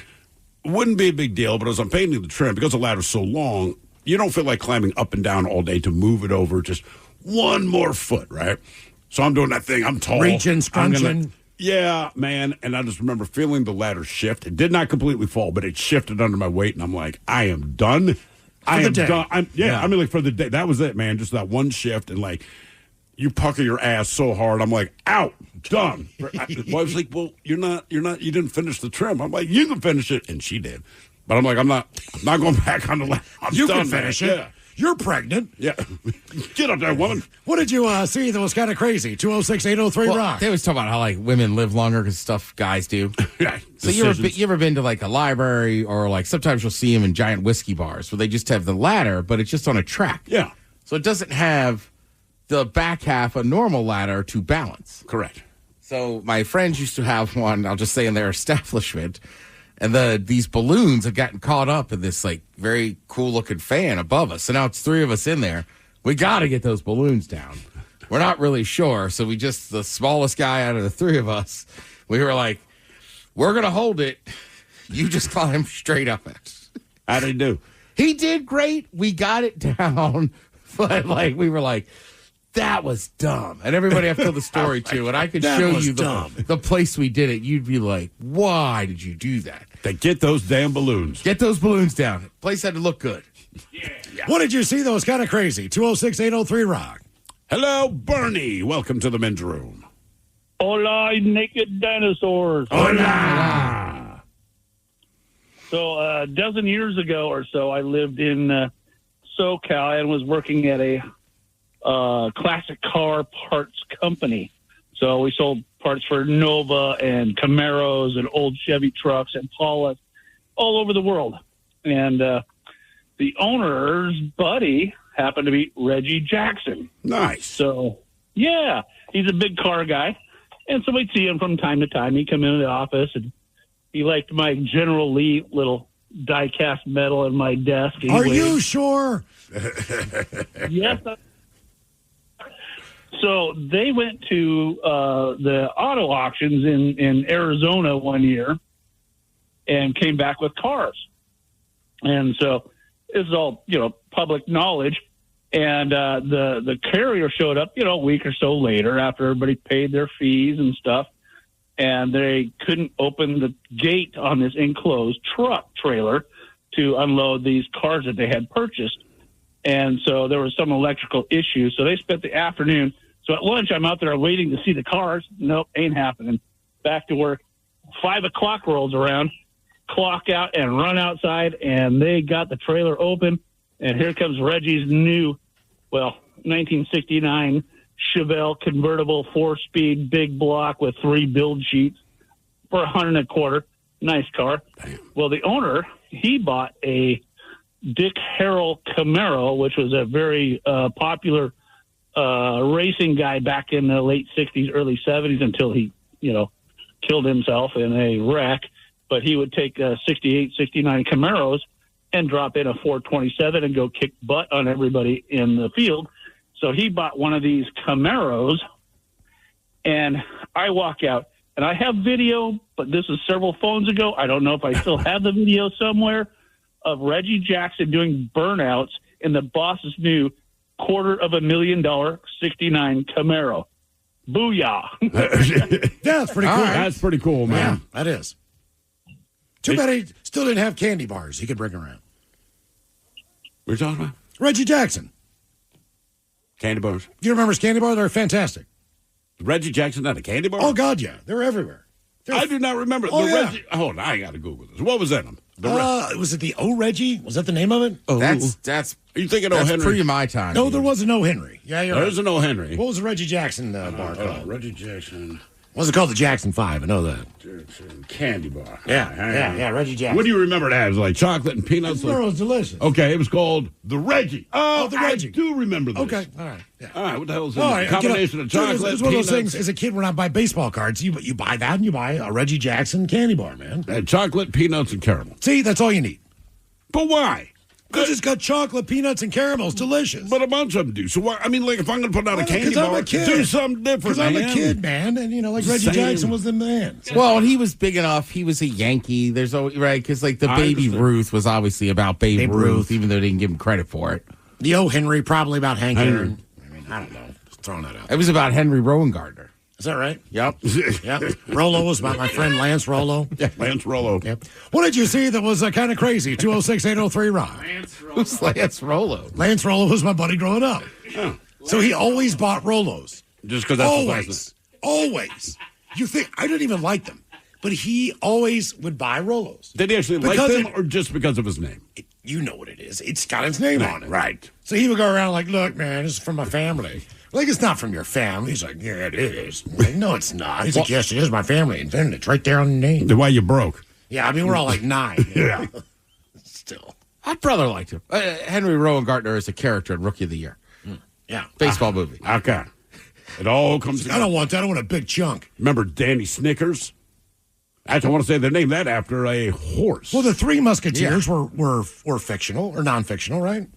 No, weren't there actually fictional. weren't there the Three Musketeers based on? Yeah, and I think there's 4. What? Yes. Yeah, that's a real thing. It is. The Three Musketeers The were Lone real Ranger, people. no. Right. No, the Lone Three Ranger. Musketeers. Well, no, they based them off of some badass U.S. Marshal. see, then, okay. But they didn't use the guy's name. But, yeah, he was based solely on some guy back. Are you seriously? The Three Musketeers were historical. Yeah. Man, now I'm not sure. What is it saying now? It's a book? Just in my experience. But I thought it was based on 3 dudes who were like badasses. True, it might be based off a super old book from the 1800s. I think you're thinking of Three Amigos. Well, there's 4 Musketeers, but only 3 get credit. Why is that? What's the deal with the fourth? Does he not want to be a musketeer? I mean, how does that work? He got busted with stuff that he shouldn't have had. D'Artagnan hung it up. He hung it up on his own. I have no friggin' idea. How do you know it's D'Artagnan? If you know that much, you should at least know. Because I watched Man in the Iron Mask, and he was the only one that wasn't with the other 3. Yeah. Is that about the one musketeer? They were included. All right. Okay. Candy bar history. What did you see that was kind of crazy? 206-803-ROCK. Hello, Kelly. Welcome to the men's room. Hey, bitches and whores. Hola. Hola. I don't know the way to say bitches and whore. Are you sucking helium? What's going on over there? Well, let's see. A couple of years ago, well, actually, longer than that, I-5 going north. I'm getting off work, and I see this motorhome, the back of a big motorhome, and we're cruising along, gets into the fast lane going north, when all of a sudden it just starts to sway, and it sways, and it rocks, and everybody suddenly hit the brake. This thing just blew up. It rolled. It flipped. It smashed into pieces on the freeway in front of us. So was it a full mobile home or was it like the Haffer? They do. No, it was a full-size Class A motorhome. An older one. Okay. An older one. So when this thing is spinning down the road, blowing into pieces, are people shooting out of this thing? No, and you know what? And that's what I was waiting for. I mean, we had all stopped and everyone was just in shock. But at any rate, no, I didn't see anybody fly out of it, which is what I was expecting. But anyway, the traffic somewhat, we were still kind of some of us trying to go by. But it was a big pile of debris. So as we get up to the crash site, I mean, you can't even tell it's a motorhome in the middle of the freeway. We got by in one lane, and here's this young woman, standing there on her phone, and there's an Expedition parked in the grass between, and they were trying to pull this motorhome with I don't know what. With this Ford Expedition, and they were going too fast, and I mean, it was just nuts, and they lost control when they got into the fast lane, and that thing just flew apart. I don't know to this day if I don't think there was anybody in it. I think you would have known. Hopefully not. Yeah. Well, technically, if it's being towed. So. It was crazy, but I just saw this one woman, and the Expedition was just in the middle of in the medium. It hadn't rolled or anything, but it just lost control. I think Ted's right. If you're towing it, you cannot be in the back of it. Right, an RV, you can. Everybody's in it, but technically, if you're towing it, nobody should be in the back. Should be. Yeah, exactly. Yeah, I have an RV. So, it is wild. I've seen debris from those crashes, though. It seems like they just tear apart. Instantly. I mean, this happened actually quite a while ago, and I'm still. I still cruise through there, and I see that happen in front of my eyes. It's a trip. Yeah, I would think you're not going to forget that. One's blown off the Hood River Canal Bridge. I'm sure. Something like that. Hey, by the way, Ted, there's a correction to some of our candy bar knowledge here. All right. The Baby Ruth was not named after the ball player. It was named after Grover Cleveland's daughter. Oh. That's what they said. The contention with Ruth and his camp was they obviously were right. He was the most famous person in the world at that time. At the time they put the candy bar out. Right. So you think there's no, we named it after his, what's that? Yeah, after his grandfather. The Reggie was named after Reggie. Correct. So that's the argument, and that's like the other part. I mean, watch the movie Babe. It was in there. Or The Babe. Yeah. And then, Two different movies. Look, the Milky Way is an actual... I'm trying to think, how does Babe address this? That's the pig, right? The Milky Way is an actual galaxy. Have you seen some of the new colorized pictures of Babe Ruth, like taking BP and stuff? How accurate do you think they are with it? Is he on the darker or the lighter side? He got a lot. His hair, man, he's got some waves in it. All right. That's all I'm saying. Those theories have been out there. And his mother wore a wig. I'm just leaving it at that. Yeah, you see those waves. It's like, he's not beating the accusations. Yeah, you don't get the Jesse or the Robinson treatment. Jackie Robinson treatment. Hey, good word. Yeah. What did you see that was kind of crazy? 206-803 Rock. Like nobody called in to correct that Henry Rowan-Gardner was not the Henry part, though. And Baby Ruth. Hello, Clyde. Welcome to the men's room. Hey, fellas. Good afternoon. Hola. Hey, so I got a little bit of a story. It's like 2010 or something. I was out at Studio 7, Cannibal Corpse, and we were up on the loft drinking. And I looked down, and there's this guy. You guys remember Bam Bam Bigelow from WWF? Oh, yeah, sure. So this guy was massive, and he had the flame tattoos, like up his head. His head was bald, flames, and he was huge. And I'm looking at him, and he's holding an air rifle, like, imitating holding one, and he's sneaking us off. He's standing in the pit, and people are in the pit bouncing off of his body. He's not even moving. He's just that massive. Well, he does something wrong. Security starts trying to get him out the door, and he's got them all busy trying to get him out the door. Just as they get him out, his lady starts beating on the security, and she's, of course, also. It took all of the security to hold the door shut, and even then they ripped it open one time. Jesus. Before it slammed it. How long did it take them to get his big ass out? I mean, it seemed like a while, but, the band kept playing. It was so metal. It must have been like 5 minutes to get. It was like watching a metal movie. So if you're out there, Bam Bam Bigelow, that was like one of my best memories of a rock show.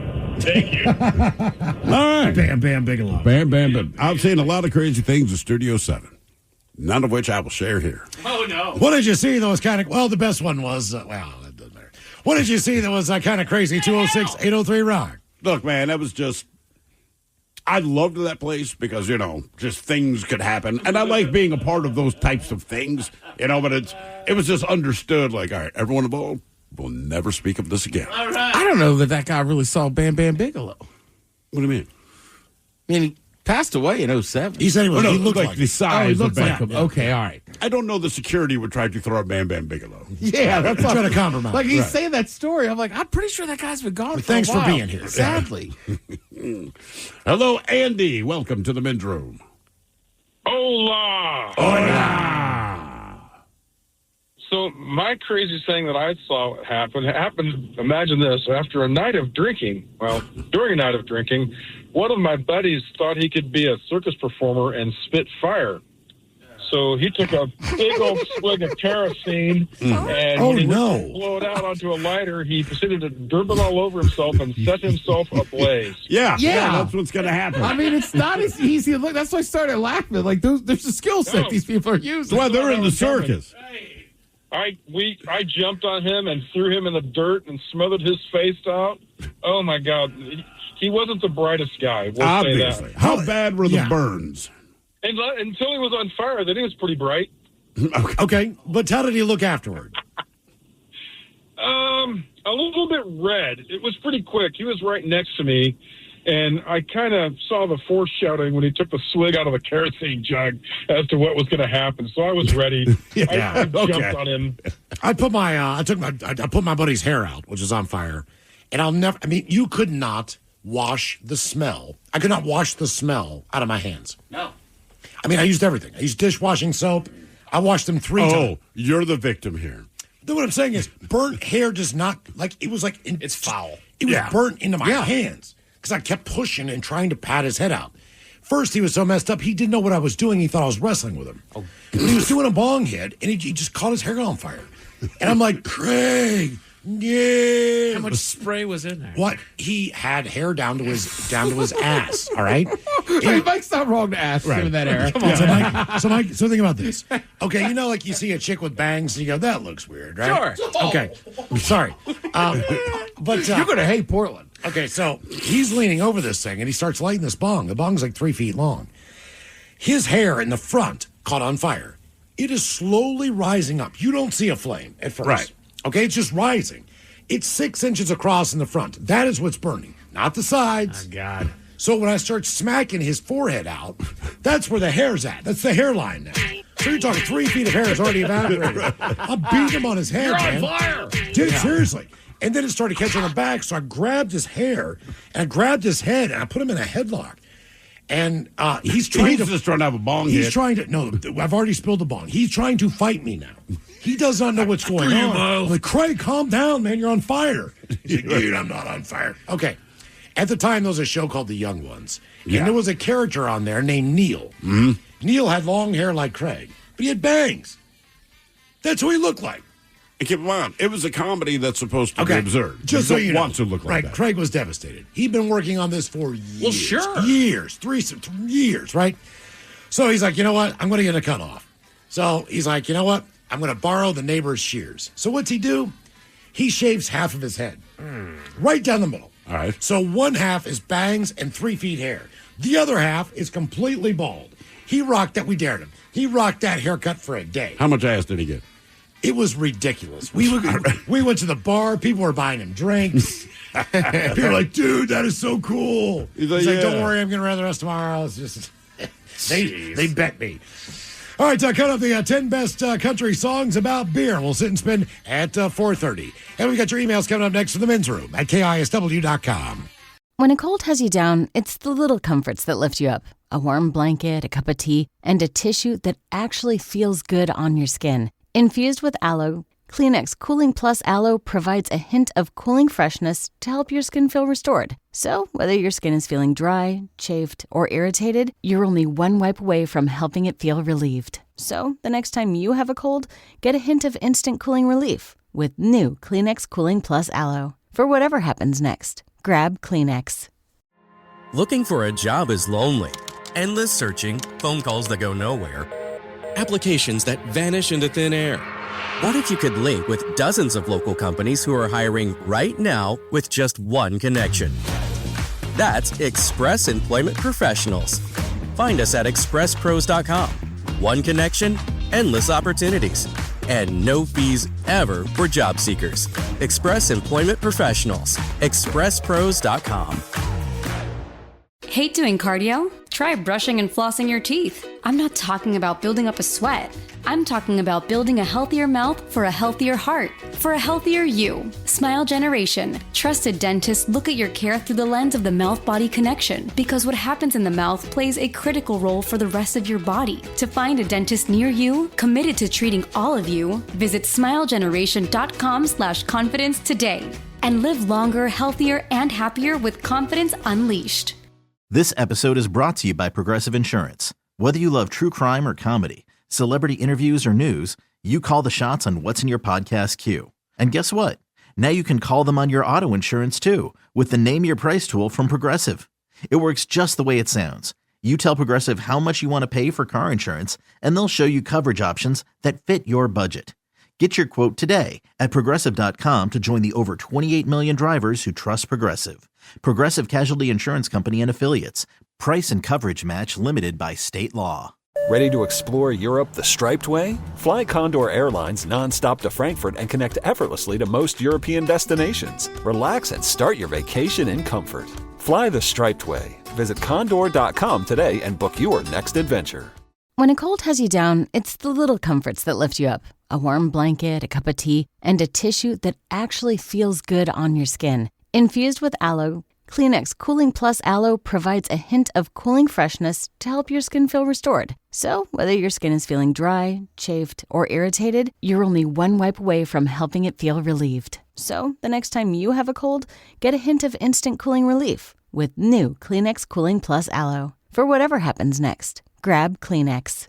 Hate doing cardio? Try brushing and flossing your teeth. I'm not talking about building up a sweat. I'm talking about building a healthier mouth for a healthier heart, for a healthier you. Smile Generation. Trusted dentists look at your care through the lens of the mouth-body connection, because what happens in the mouth plays a critical role for the rest of your body. To find a dentist near you, committed to treating all of you, visit smilegeneration.com/confidence today. And live longer, healthier, and happier with confidence unleashed. A healthy life starts with great sleep. Wake refreshed with Avocado's GOTS certified organic green mattress, delivering breathable, back-loving support. Natural materials from Avocado's own sustainable wool and latex farms, easy financing, a 1-year sleep trial, and deep, restorative slumbers. Organic sleep awaits at avocadomattress.com. Coming up here until 4:30, we will sit and spin with the 10 best country songs about beer. But first, time for a few emails to the men's room at KISW.com. One from today, tornado. Guys, I grew up in Moore, Oklahoma.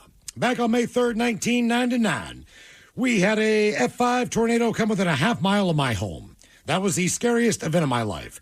Damage that tornado caused was incredible. Google Moore, Oklahoma, tornado, and you'll see the picture. Keep doing what you're doing. That from Robert. Yeah, Oklahoma, known for its tornadoes. On to the birthdays, brought to you by Men's Room Roasted Red Salsa from San Juan Salsa Company. Dip responsibly. Ooh la. Guys, my baby girl, Cadence, is 5 years old today. She's been listening for 3 years. She started by repeating "Ola" when people called in to say "Suck it up, cupcake." She would love it if you guys could give her a happy birthday with a Suck It Up cupcake.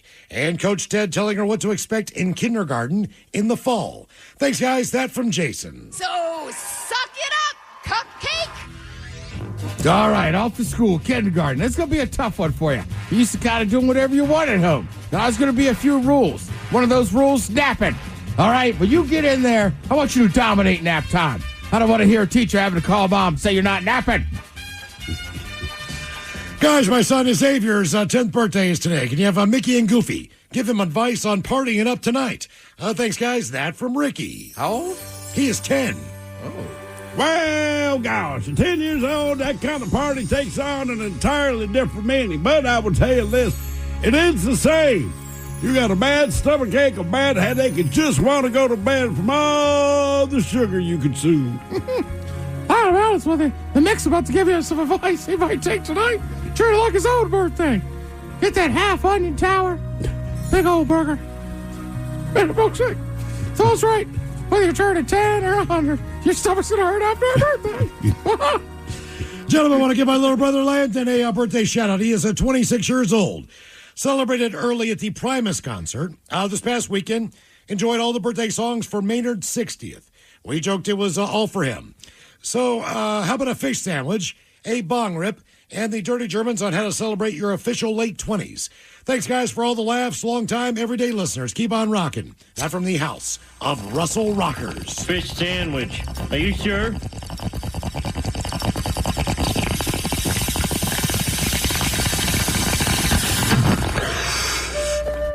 Yeah, your late 20s is a great time to be alive. This is when you have the most sexy time in your life and everybody looks good. But the key for you specifically to have sexy time with the ladies is to not tell them that you're a fan of Primus. How many ladies were at the Primus show? Yeah, so it was 2 of them, and sadly I know both of them already. Mm-hmm. I joked with her about that the other day. I was like, dude, what was it like just to walk into the women's restroom and have carte blanche wherever you wanted to go? You didn't have to wait in line. Nothing. I know. My other buddy was there with his wife, and I'm like, I bet they're the only 2 women at that show. Oh, yeah. No, I mean, obviously there's more, but Maynard helps. Good afternoon, fellas. Please wish Vuthi, pronounced in a high Mickey Mouse voice, hey, Vuthi, a happy birthday. Since he drives a big jacked-up truck nicknamed the Compensator, please give him a your penis is too small and have the Germans say what they would do to him in the bed of his truck. Best wishes that from the EMC Position 1 team. Yeah, we look at your tiny penis and laugh. Yes, apparently he's quite open about it. So let's see it, big fella. Yeah, thank God you have this truck. Yeah, so no, we call it a cocktail beanie. Compensator. That's pretty good. That is. Good on him. Compensator. Well, not every. There's no way just statistically everybody with that truck has a small one. I don't know. I don't really know the answer to that. That's one of those studies where I go like, you know what? That should be funded. We should find that out. I would be interested to find out. Does this really happen? You don't know. But also, what if you just... I know the Mediterranean diet's healthy. You've done that one. Well, what if you just happen to have a small one, but like big trucks? Well, then no one will believe Well, you. the correlation's going to show that. It's like the really skinny guy who likes the big women. Yeah. Well, the same thing. Mm-hmm. Like I said, what's the correlation? You know what I'm talking about? you know what I'm talking about. I'm thinking of two different people. I got 20 of them. I just like to be skinny like they are. I have my one buddy. I remember once he was, I like a big woman. Mm-hmm. And there's a lot of big women who like skinny guys. Yeah. Opposites attract. Guys, my husband Josh listens to you every word of your show and loves it. Today is his 38th birthday, not 39th, like I thought. Could have some Coach Ted talking about being a new dad to a red-headed baby and having a ginger wife. Thanks, guys. That from his loving wife, Leah, and daughter, Lilith. Oh, man. Well, congratulations. But honestly, sounds like a trap. Redheaded wife, now you got a redheaded kid. Are you safe? Blink your eyes twice. Coach can come save you. Can she see her reflection in the mirror? Other than that, I'd say buckle up, but congratulations, man. Guys, happy 49th birthday to my son, Mark. He is a daily listener to the men's room, and everything stops for Big Dummy. Mark is also a barbecue master, a pizza chef, and a master electrician. All right. That is getting it done. Let's see. Please give him some dad jokes, some green beans, and a few farts. Maybe a bong rip. Much love, guys. That from Mom. Green bean. What? Green bean. Okay. Green bean. Sure. What do I got here?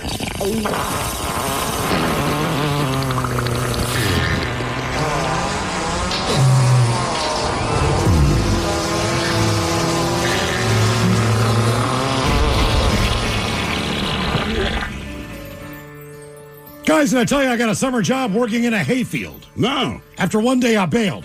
All right. My wife told me to stop impersonating a flamingo. Oh, yeah? So I put my foot down.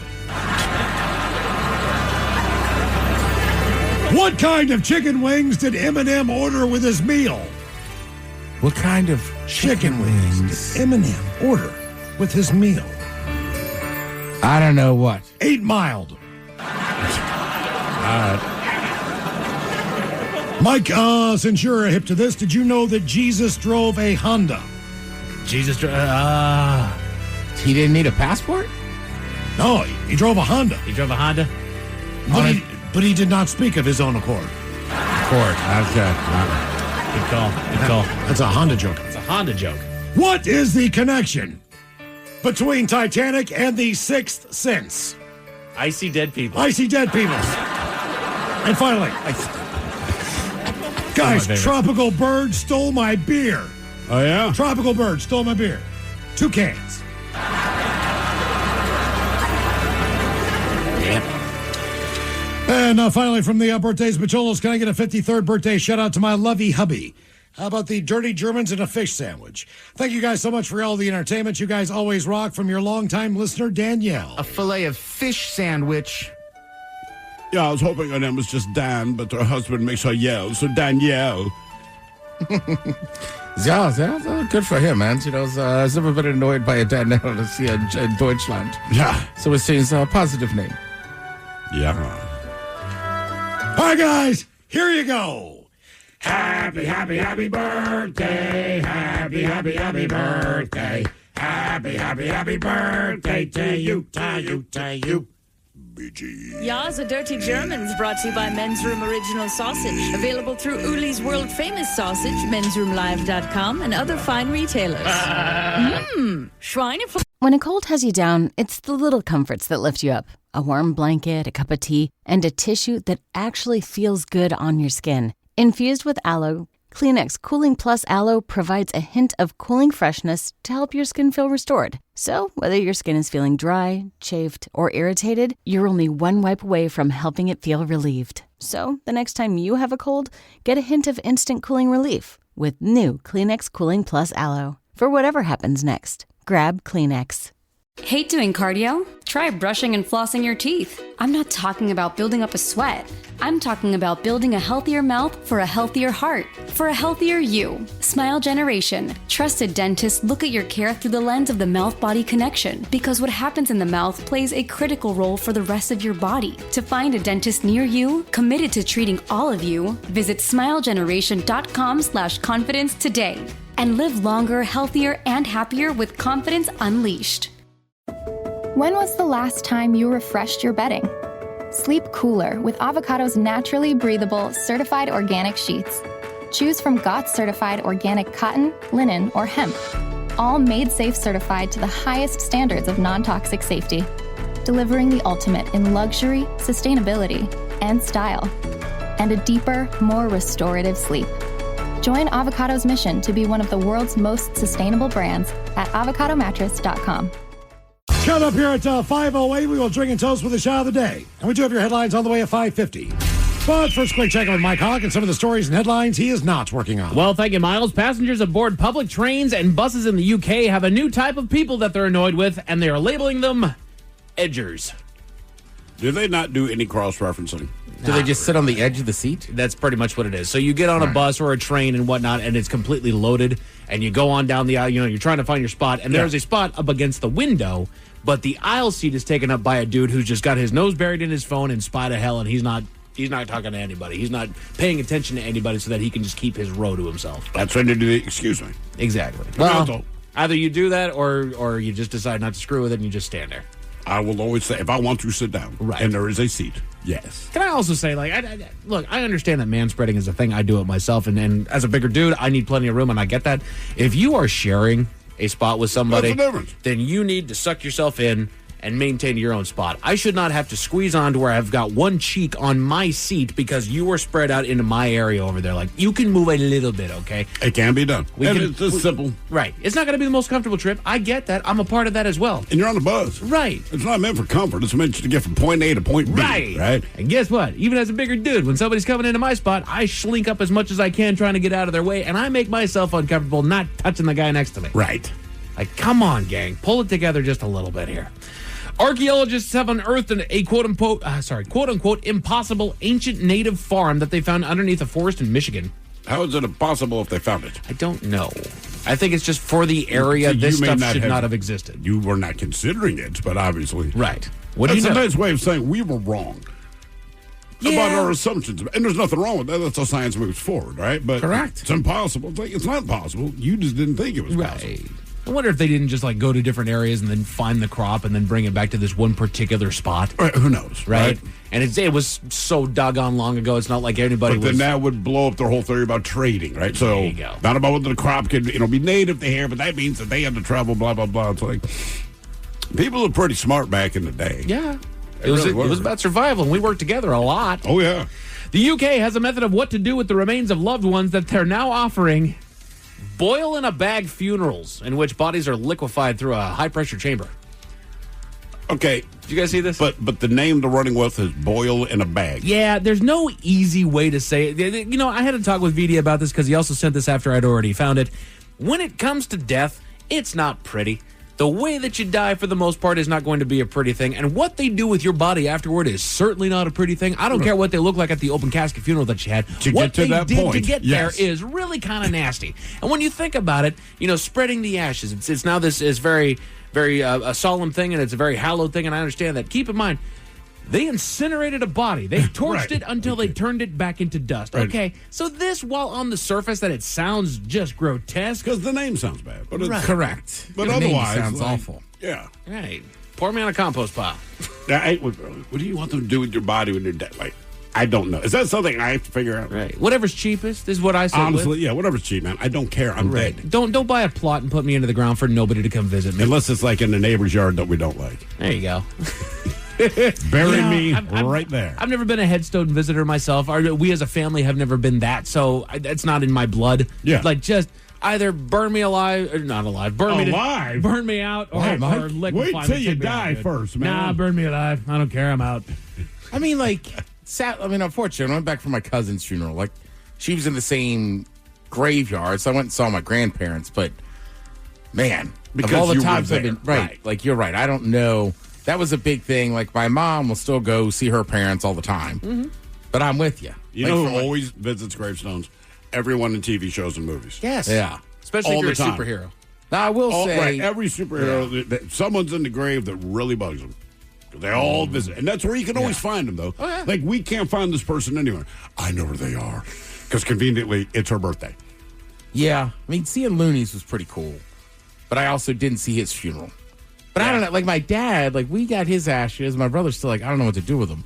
But his flag from his funeral is up at the beer garden. Yeah. It's like, I'll go visit that this summer. Hell yeah. So to me, it's almost like whatever the most important thing is, Sure. that's kind of like where you visit them. I've got grandparents that are buried down south. Since they've been there, I have not gone. Yeah, like I have a couple, expanded, the shells. Yeah. From his service. Yeah. I kept those, but like, They I don't mean know. more to you. Yeah. They mean more to you. In New Orleans, you almost can't help it because everything's above ground. Sure. Oh. Seriously, man. So, like, when I worked at Commander's Palace, this is an internationally renowned restaurant, but across the street, it's just graves as far as you can see. There's not a lot of restaurants can open up next to a cemetery and still make bank, but they do. Although I will say they had one bad flooding rainstorm incident when I was there. And the big thing on the local news was, hey, as a result of the flooding, some of the mausoleums and stuff, like the doors broke out. Ooh. So they're looking for the body. They were in the coffin still, but they literally get washed out and just go down the street.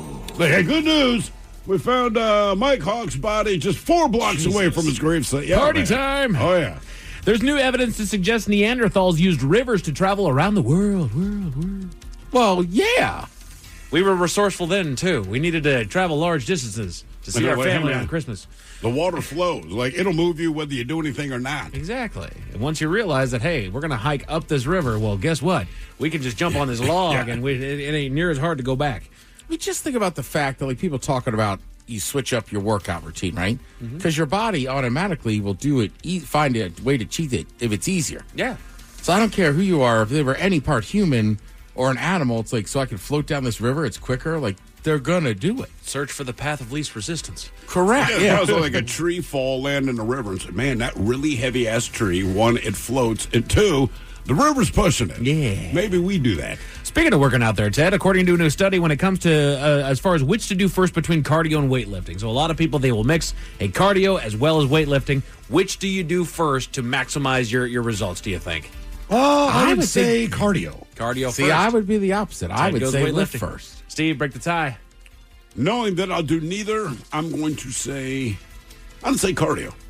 They saw a significant increase in fat loss with those that did a weightlifting workout before a cardio workout. Interesting. I'm not sure exactly the science behind it, but I think it's just the way that it's burning your body. I thought generally you're supposed to do them just separately. Right? You Like, do a I cardio day, you do a lifting day. Yeah, or you could do cardio later on or first or... Right. Yeah. Or do what I do and just do neither. Just don't. Just don't. The Merriam-Webster word of the day. Eloquent.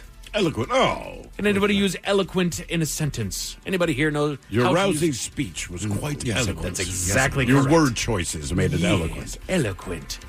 There's a new TikTok skincare trend that has 7-year-olds using acid peels on their faces. How old? 7. Up down to the age of 7, but certainly a lot of teens. Right. Don't do it. Your skin is still developing. You're going to cause really bad... That's for people whose faces are melting by the Like day. medical grade stuff, yeah. Right. We are in a time where there's an epidemic going on right now of the younger generation doing so much to kind of anti-age themselves when they're not aged yet. Right. Like, man, you're fine. Right. It's as good as you're going to look. Right. Now, doing things to continue to preserve, moisturize. That's what you need. Sure. Get lotion. Moisturize Take yourself. care. What did your wife have? Was it anti-aging? I call that anti-aging sunscreen just because, for whatever reason, sunscreen and SPF helps to keep the age away from your skin. Right. So I call it anti-aging sunscreen. Well, because it's your wife, I just figured that was true. Right. But like teenagers getting fillers and whatnot, like gang, you don't need that. Just wait a minute. Your body doesn't start rotting until 25, so don't worry about it. You're doing fine. Jeez, whiz. You guys ever heard a word that sounds oddly naughty, but it's not? Yeah. Yes. Yeah? Yeah, like the kumquat. Mm-hmm. Let's run down it. The Men's Room Top 10. The Men's Room Top 10.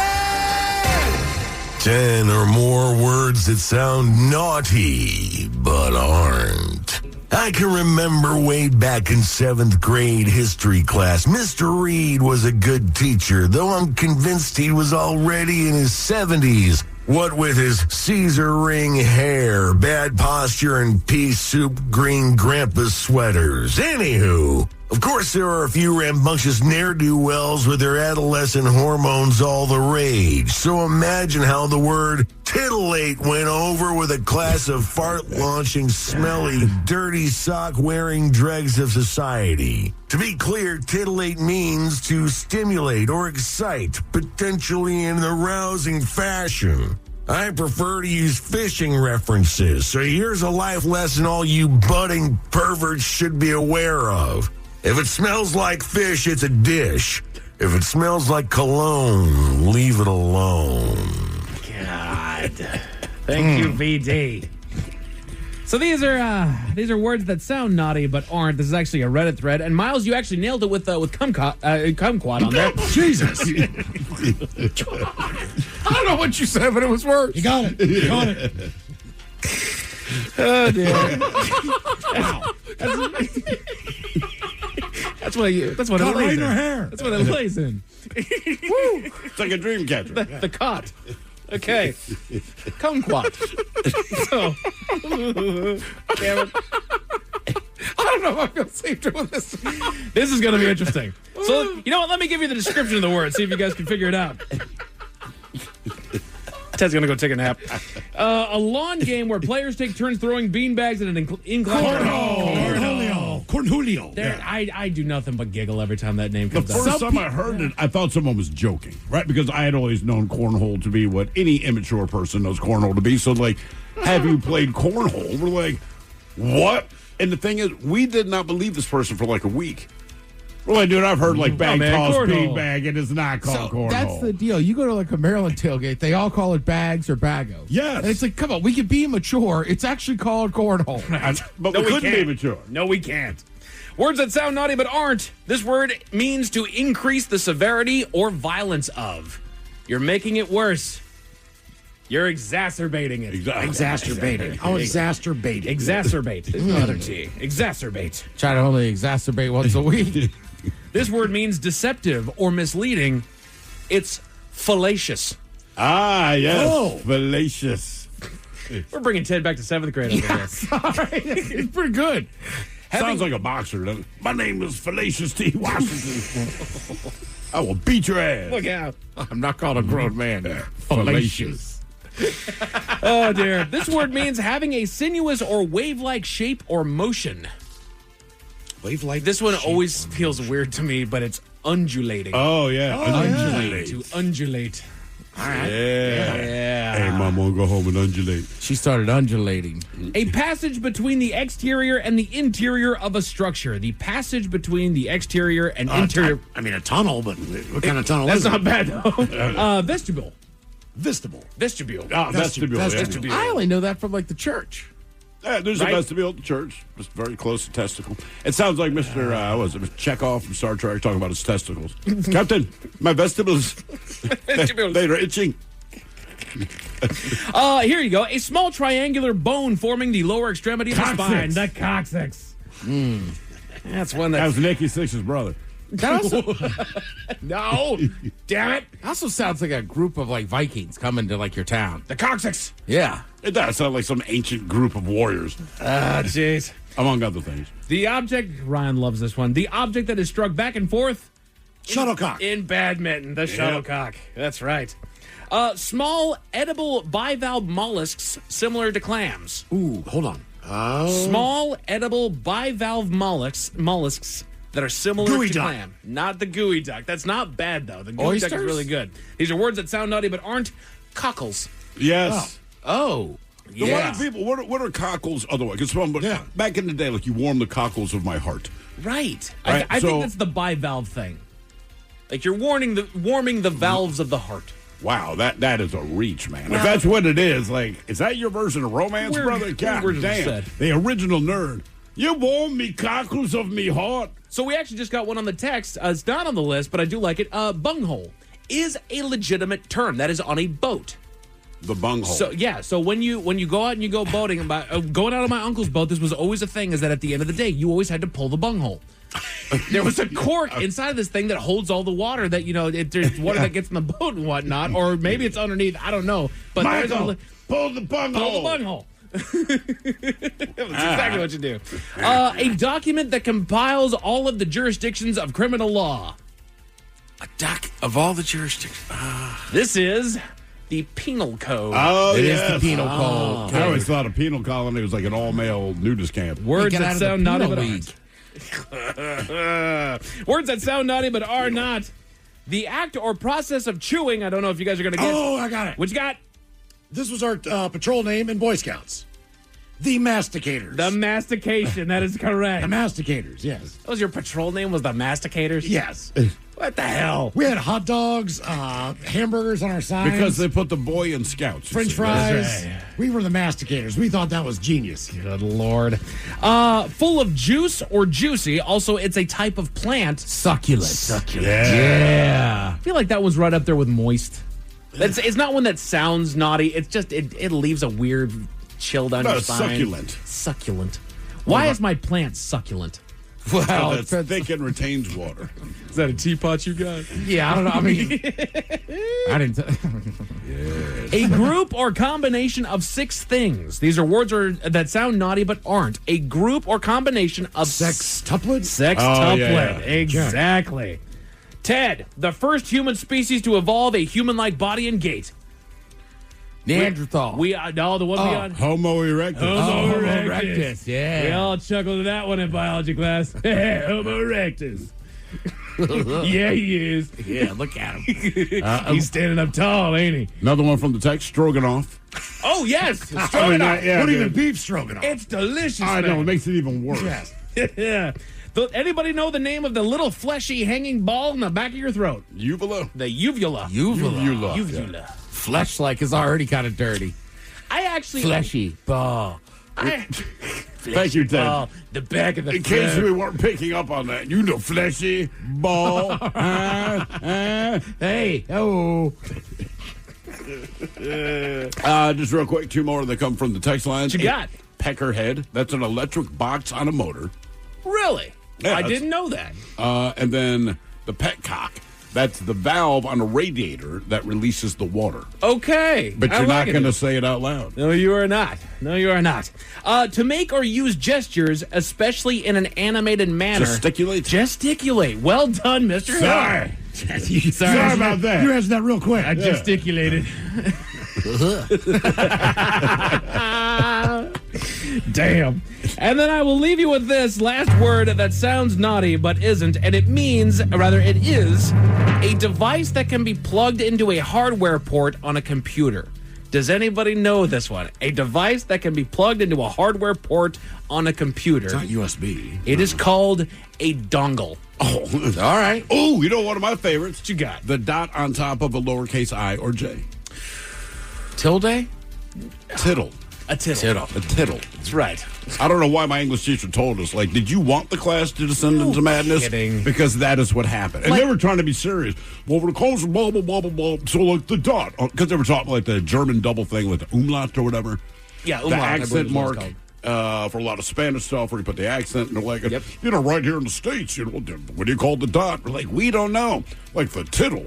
I do not know why he told us. Right. Because basically class ended, man. To be honest with you, human sexuality class should not have been as low of a grade as it was because we were not mature enough to handle it. That needs to be a college course, man. We can't handle this crap. Doggone it all. Officers in Kentucky were called to a local business after a man released something into the establishment, Miles. What did he release? How about it at 5:50? Thank you, sir. Headlines are coming up at 5:50. In the meantime, have we made it to drinking time? Somebody out there deserves to be recognized. And the men's room knows just who it is. So to you, we say, bottoms up, sailor. You're the toast of our shot of the day. Big time it is, and as usual, we head to the drink test. Scan Steve and Thrill Hill to find out who we're toasting. Yes, indeed. And today we toast the American traveling public in general, specifically those who travel by air. Now, if you do travel by air, there is no shortage of do's and don'ts at the airport. Remove your shoes and hats. Pull laptops out of the bag. No firearms, no ammo, no sharp objects, no baseball bats. Empty your pockets. No portable chargers or lithium batteries in checked luggage. No hiking poles. No aerosols or more than 3.4 ounces of liquid. Certain tools are prohibited, as well as MREs, because who doesn't want an MRE on a plane, but it's prohibited anyway.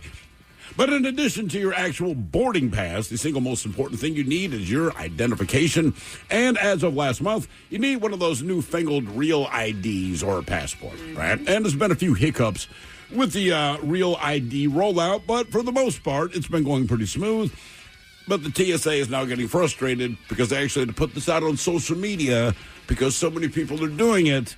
They want you to know that when they ask for your real ID or a passport or your immigration papers, no, your Costco membership card is not a good substitute. Oh, my God. It's happened enough that they had to address it. So apparently, this started as a rumor on social media, but people are buying into it. So people are going to the airport, man, to board a plane. You might have your regular driver's license, but if it hasn't, if it's not enhanced with the real ID, there's something else. Like, don't you worry about it. Got my Costco. What if it's an executive card. one? Yeah, somebody made that for it. So we pour this booze and we drink this booze because we think it's yummy. Yummy! So over the tongue and down the throat to party in our tummies. Down the hola bichola. Let's get a contestant on the line for Profile This now. 206-803-ROCK. Profile This is next. When a cold has you down, it's the little comforts that lift you up. A warm blanket, a cup of tea, and a tissue that actually feels good on your skin. Infused with aloe, Kleenex Cooling Plus Aloe provides a hint of cooling freshness to help your skin feel restored. So, whether your skin is feeling dry, chafed, or irritated, you're only one wipe away from helping it feel relieved. So, the next time you have a cold, get a hint of instant cooling relief with new Kleenex Cooling Plus Aloe. For whatever happens next, grab Kleenex. Hate doing cardio? Try brushing and flossing your teeth. I'm not talking about building up a sweat. I'm talking about building a healthier mouth. For a healthier heart, for a healthier you. Smile Generation trusted dentists look at your care through the lens of the mouth-body connection, because what happens in the mouth plays a critical role for the rest of your body. To find a dentist near you committed to treating all of you, visit smilegeneration.com/confidence today and live longer, healthier, and happier with confidence unleashed. When was the last time you refreshed your bedding? Sleep cooler with Avocado's naturally breathable, certified organic sheets. Choose from GOTS certified organic cotton, linen, or hemp. All made safe certified to the highest standards of non-toxic safety.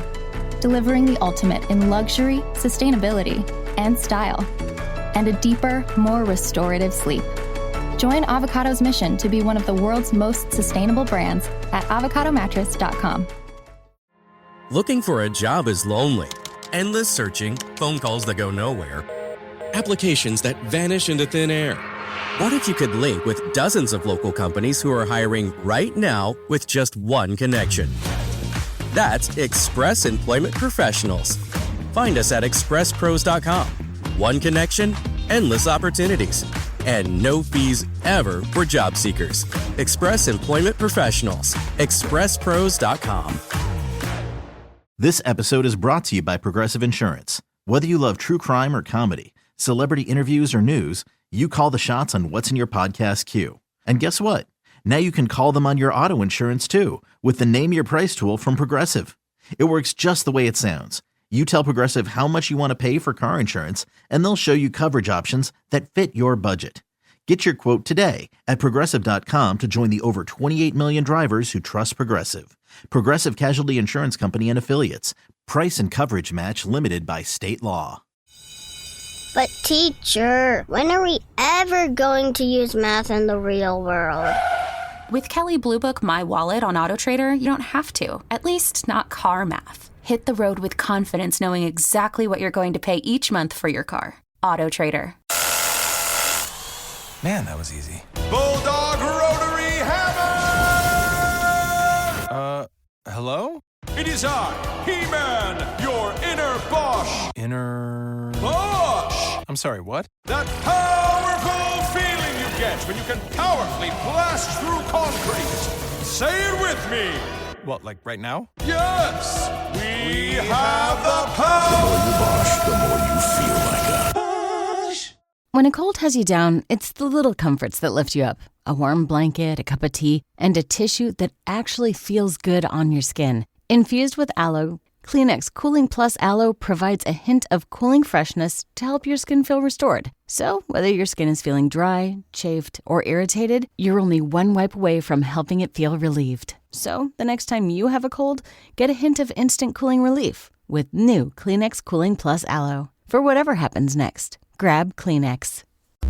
The Men's Room presents Profile This. And Stephen Throwhill, could you please tell everyone how Profile This is played? Sure can, Miles. It's a simple game where we share with you a real-life news story, something that happened right here on planet Earth. Earth. And as you listen to the story, based on the stereotypes you believe to be true of people and the decisions that people make, we'll ask you what it is you think makes the story a story. Hello, Ray. Welcome to the Men's Room. Hello. Hola. All right, Ray, you understand how this here game is played? Yes, sir, I do. Fantastic. You have your choice of one of three stories today. We offer you the wonderful world of drugs.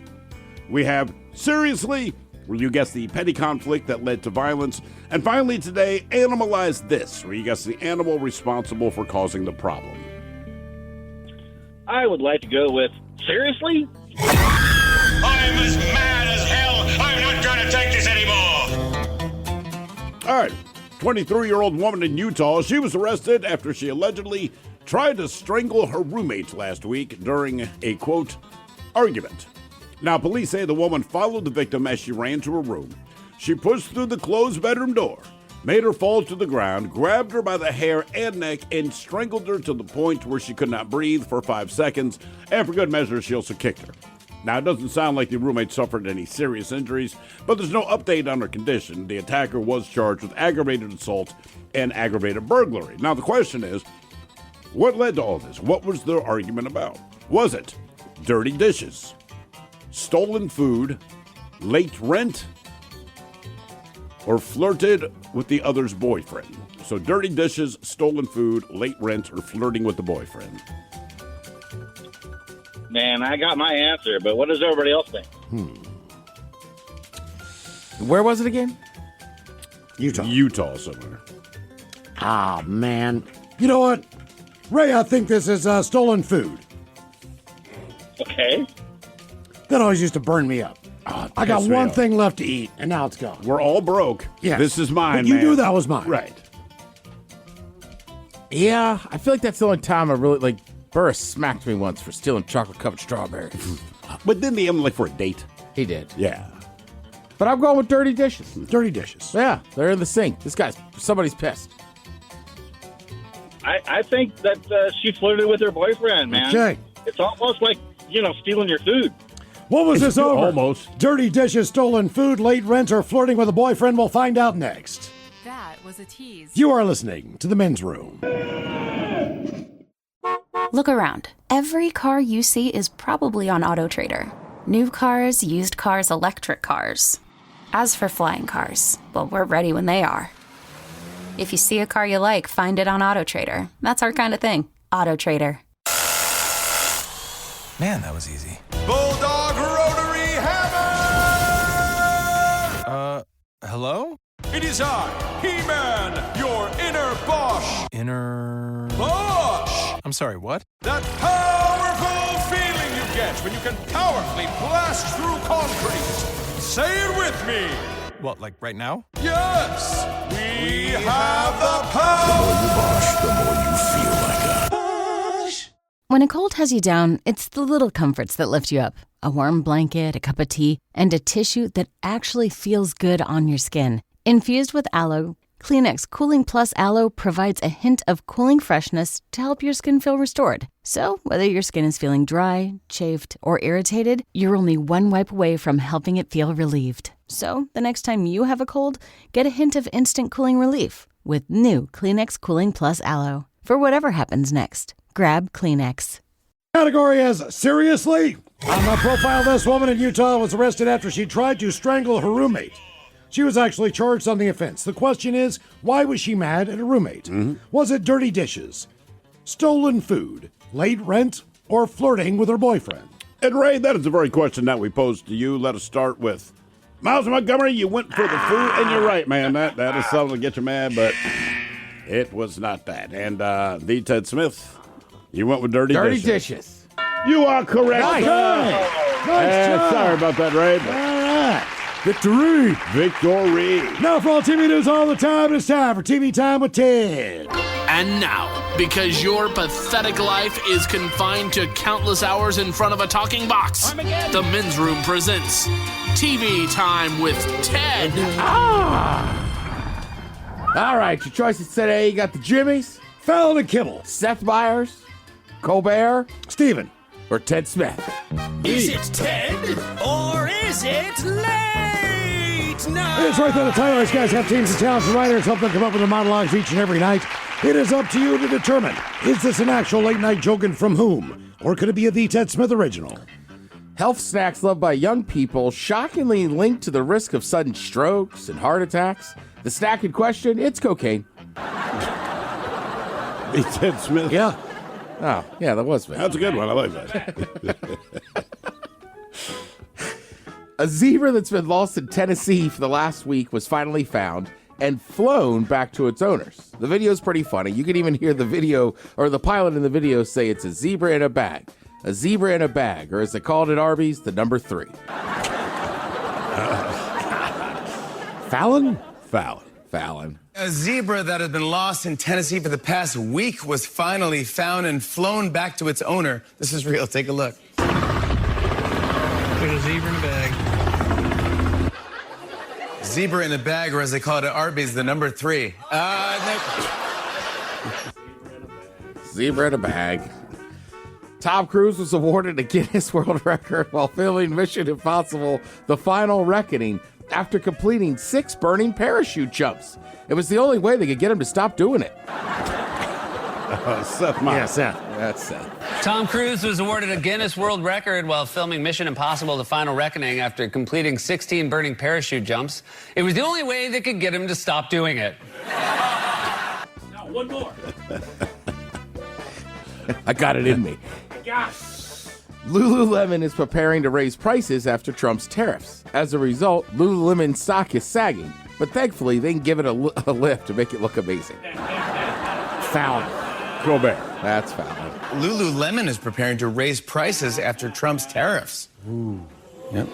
As a result, Lululemon stock is sagging, but thankfully they can give it a lift to make it look amazing. I knew that was the angle with the word sagging on there. Yeah. It's like there's nothing with Lululemon that's sagging. I mean, credit to Lululemon.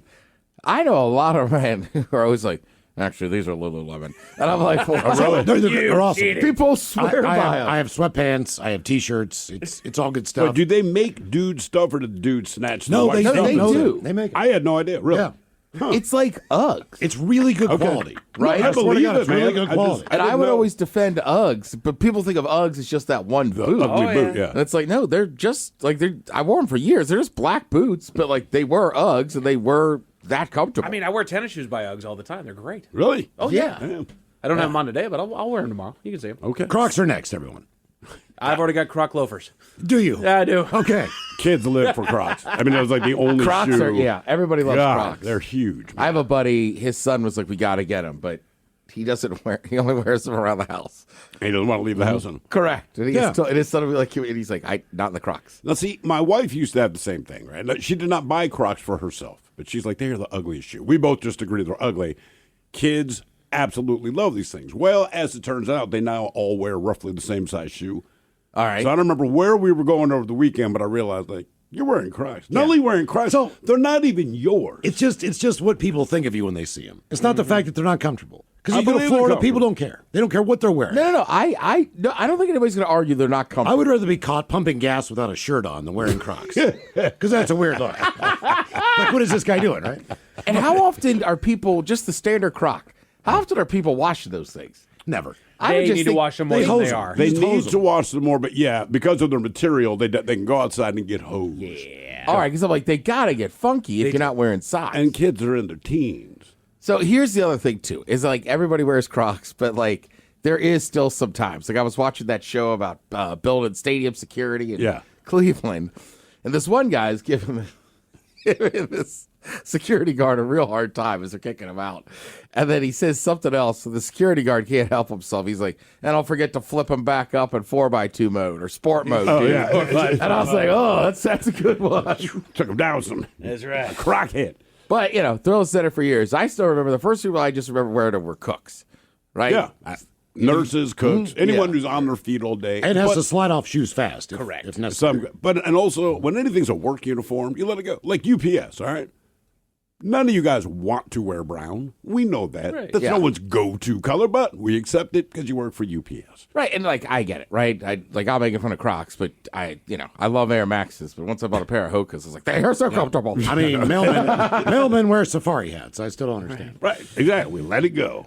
All right, so we all know about different famous houses and this and that. So, again, you two have not watched Breaking Bad? I have not watched Breaking Bad. Okay, boys. I am telling you, watch it. Greatest show ever. And that first season gets a hold of you so quickly. Yes. Again, it's like The Wire. I have watched this whole series twice because once I got back into it, I was like, I got to finish it. Like, Steve, you remember when you started watching The Boys and you were like, I don't know about this one. Within the first 10 minutes, it had you hooked? Yeah. Same thing. Really? Same thing. Okay, that's a big say. It's not a dude holding his girlfriend's hands, but I understand it won't be similar. Exactly. Yeah. So you get into it pretty quickly. Obviously, the house that they threw the pizza on. Yeah. Now, again, this was the house they used for all of the external, everything else. People still go. Well, the lady that owns it down in Albuquerque, she is not fan-friendly at all.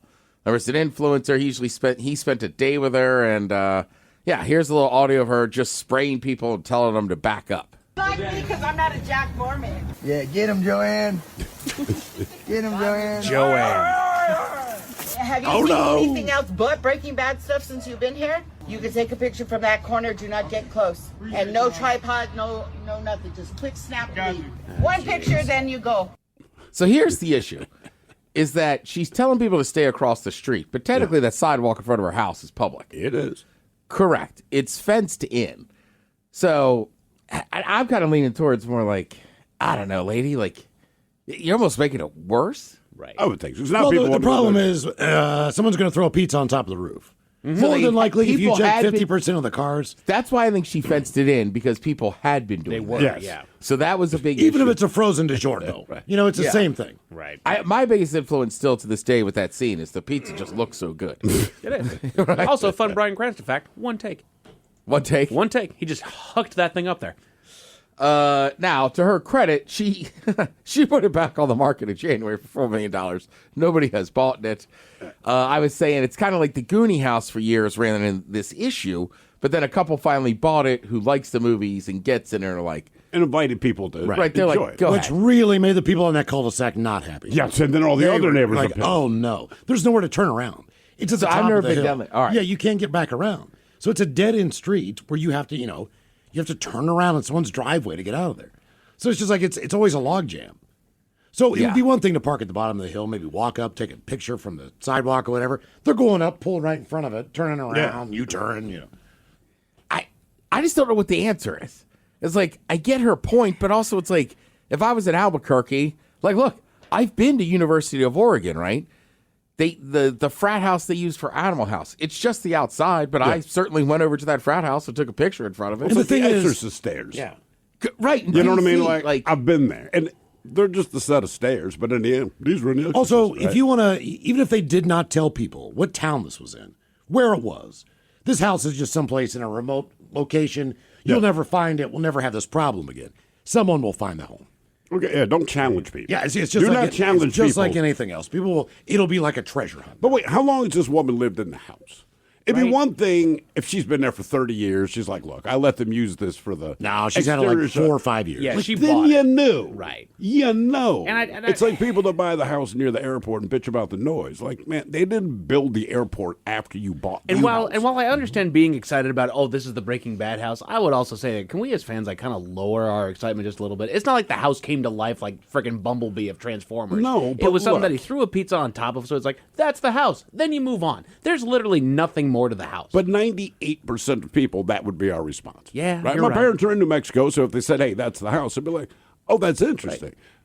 But the 2% of people that just have to throw a pizza on top of the house, right? They're the ones that make everyone look bad. I really don't think it's the overwhelming majority of people. I just think, but that small look, if I owned a You house, ruined it for the rest of us, damn and it. only 2% Yeah. of people that walk to my house that are pizza on my roof, I'd be pissed because right now I'm at 0%, and I like that. You know what I mean? You don't have to jump up Right. there every couple months to get a damn pizza off your roof. Well, and look, you're not wrong, right? For instance, Actually, the crows in my neighborhood love that. Oh, yeah.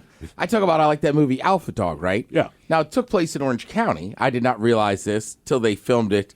Till I was down there. They filmed a lot of it in Palm Springs. So there's a huge important scene. We drove by the hotel. We didn't have to drive, or a motel. It's an old school motel. We could have, but we didn't drive in and have to go look at the door number.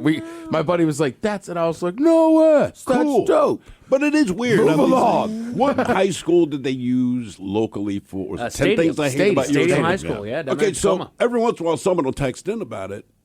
And that movie, it has legs, right? It's still something. But nobody cares. They're like, oh, I went to this high school. Right. And that's where they did this movie. And they're like, cool, it's a badge of honor. But I never hear of people going, it's right down the road. Because, again, but people aren't going in droves to stare at this high And school. it wasn't Stadium High School Musical. Like, you just look at it and move on. Right. And they do a good job. I know a few times a year they open it up and are like, Oh, you really? like the movie? Here you go. Yeah, come on. It's kind of That might be the smart move, even like for Albuquerque, lady. Like, look, man, I know you don't want to do this. Maybe 3 times a year. Nah, hose them down. Your neighbors will hate it, because everyone's going to, but just get it done. If Get you it over. if you get a chance, watch Singles. If you haven't seen that in a while, Oh, yeah. because Yeah. the shots of Seattle, you're like, where is this? This is not there anymore. The view's not there There's a anymore. building here now. What in the hell? Where's all the techies? Well, I was going to say for that woman too, maybe just post some hours because you figure most of this has got to be on a weekend on a Saturday. I would think. And if there was people taking pictures of my house, I wouldn't like it, but I'd be like, all right. But after 6 p.m., then we're going to have issues. Yeah. You know what I mean? That's fair. Then release the dogs.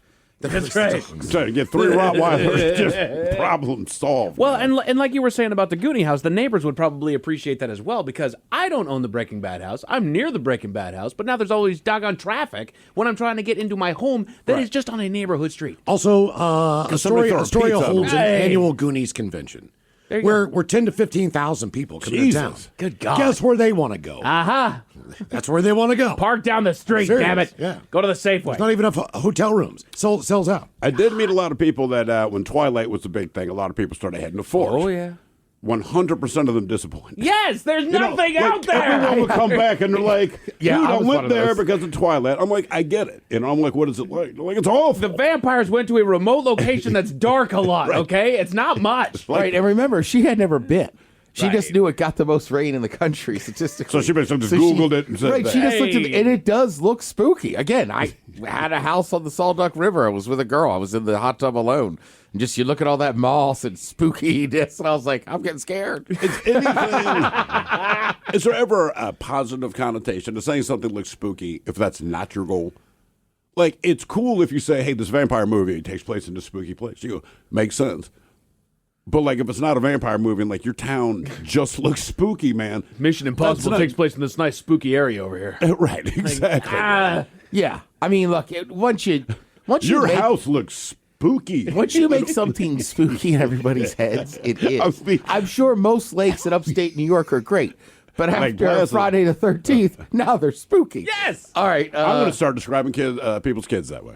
Right? Because people, oh, your baby's so cute. Well, that baby looks spooky. You got a spooky child. You got some baseball on tonight, but other than that, kind of quiet. NHL and NBA finals are off. College World Series doesn't start for a couple days, but you got some MLB out there. Enjoy it. Thank you, Tim. We appreciate it. You're listening to The Men's Room. Your chips are going to beg to be dipped. Men's Room roasted red salsa from our friends at San Juan Salsa Company. Just look for it in the refrigerated section of your local grocer. Fire roasted tomatoes bring the sweet, the heat, and the smoke for an awesome combination of delicious. All the details at KISW.com. You are listening to the Men's Room. Dip responsibly. The Men's Room returns with Miles and Thrill. Now, let's see what's happening in the real world. All right, here we go. A woman eluding police attempts to hide by jumping into somebody's swimming pool. Meanwhile, a Swiss man breaks a world record for 2 hours, keeping it cool. Kentucky man releases raccoon into a business which promptly bites a person inside. In Tennessee, a vehicle tries to cross the train tracks with a person who already died. And a Pennsylvania town urges you to fill all of their holes. It is time for your headlines. Now, it's time to hit the headlines. Here's my cop. Our top story. Odd story in Kentucky. Police were called to a local business on reports of a man causing a disturbance. Not much is known as to why he would do such a thing, but the man allegedly released a raccoon into the establishment, allowing it to run amok all the way through the business and even bite one of the people inside. He made his escape and was later tracked down by authorities who caught him driving down the road. He initially refused to stop for officers and then neglected to cooperate once stopped, refusing to roll down his window or exit the vehicle. Side note, always a great idea. Yeah. So greater force was required and he was arrested. He should face trial soon. A raccoon. Would you rather live in a house where people throw pizza on the roof or be in a store where someone releases a raccoon that bites you? Let me take the raccoon. That bites me?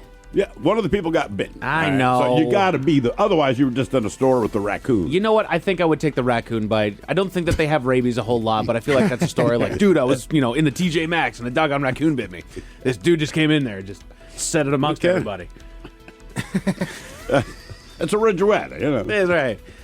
I couldn't take the pizza. In other news, a county in Pennsylvania is making headlines for their attempts to repair the local roads. We all hate potholes, and they all seem to take forever to get fixed, but this county in Pennsylvania is giving local residents a resource.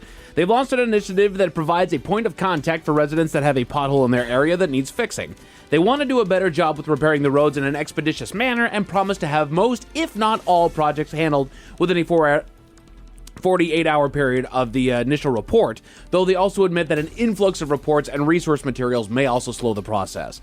But the reason that they're making the headlines, especially mine, is the name that they've chosen for and are advertising with this initiative that they call Fill My Hole. Also a brothel. They have to know what they're doing. They do. Okay, I think they know and they go, look, this will work. Yes. When everyone's done laughing, they're actually going to call us. Right. This will work. Are we at that point in our society that we're trying to that we're actually laxing a little bit? Things are getting a little bit more tongue-in-cheek? It depends where you are, right? Because when they first did, the light rail here, the South Lake Union trolley, the trolley. Oh, yeah, the slut. Yep. The slut. And everyone started calling it the slut. And I can't remember the mayor at the time, right? The big fathead guy. He was like, no, we can't do this. Nichols, right. And it's like, bro, listen, we're calling it the slut. You don't have to call it the slut. We understand that it's not actually called the slut, but for a point of reference. And they started making money with the I Rode the Slut t-shirt. Right. Like, why do you care? It doesn't matter. Uh-huh. The slut. Because that's why. Yeah, well, I mean, it spelled it out. Right. You guys came up with the name. In Memphis, a limo driver for a local funeral home seems to be drumming up some new business. He was driving a family to a funeral when he collided with a train passing through. Given the difference in size and the weight between the two vehicles, the carnage was pretty terrifying, and the incident injured 6 adults and an infant in the process. The driver was cited, as were the 2 drivers and a motorcycle that were escorting the limo. The story goes that in spite of the light being red and the railroad warnings being active, the escorts continued to wave the limo through the crossing just in time for the train to barrel into the car. Jesus, man. I don't get it, but it sent it careening down the tracks, coming to a stop by hitting a nearby tree. While the injuries were serious, nobody was killed. The motorcycle escort people waved them on. Yeah, they did. They come through. The train just, it's like 1,000 feet away. By the way, a limo's long. Yes. You got to get the whole thing across. Golly. To Massachusetts, where police chases have awkward endings. Officers spotted a car around 8 in the morning and was reported to as wanted by a neighboring police department. The officers gave chase and the driver refused to stop, taking officers on a high-speed pursuit down the freeway. The chase came to an end after the driver exited the freeway, circled a neighborhood for some time before stopping in front of a house, running to the backyard, and jumping into their pool. Because that's how you evade officers. It was at that time that officers were able to move in and arrest the driver. My God, we can never get him. My God, He's she's in the the water. deep end. Damn it! Our only weakness. They're like the Black Knight, just sitting there like, come on, damn it, get out of here. Great escape plan, brother. But just in case those stories left a bad taste in your mouth, thankfully there's good news. We go to Switzerland, where a man showed that the body is capable of incredible things. Being a competitive power lifter, he constantly looks for ways to challenge himself and found one in the way of a world record that he thought was very doable. The longest time spent in direct, full-body contact with snow. Like Jack Nicholson at the end of The Shining. Exactly. All right. What shocked him most is that the record hadn't breached the 2-hour mark. Where was it at? 1 hour, 47 minutes, and 2 seconds, something like that. That's plenty. Yeah, that's all the time you need. But also, not gonna lie, I'm kind of with him, like, really? Nobody's beating 2 hours in this thing? That does seem a little wild. Right? It kind of does, but then also I think once someone says you've broken the record, like, I'm cool with wherever I'm at. Yeah. Because I am buried in snow. Because there's the thing. So, sorry, I lost my spot in the story here. He did break the record. He got it by like 2 hours and 7 seconds. Okay. So you're exactly right. That as soon as he broke 2 hours, he's like, get me the hell out of here. It took 7 seconds to get his ass out. Exactly. So, but the thing that bothered him most was not the temperature. It wasn't how cold the snow was. It was the discomfort of the snow being packed on top of him and basically encasing him Just in there. the weight, yeah. Yeah, he said that, if as things start to melt, as they will, you're still warm inside of there. So you get like this ice pick that's in the back, in the middle of your back. Right, It's like you can't adjust because you've got all this weight on top of you as well. So that was the big problem. I don't feel bad because you volunteered to be buried in snow for 2 hours. You're not wrong, but damn. That's why I haven't done it. Right. Men's Room Sports, we saw the first ever Miles Montgomery Golf Classic presented by Piggy's Plumbing yesterday morning.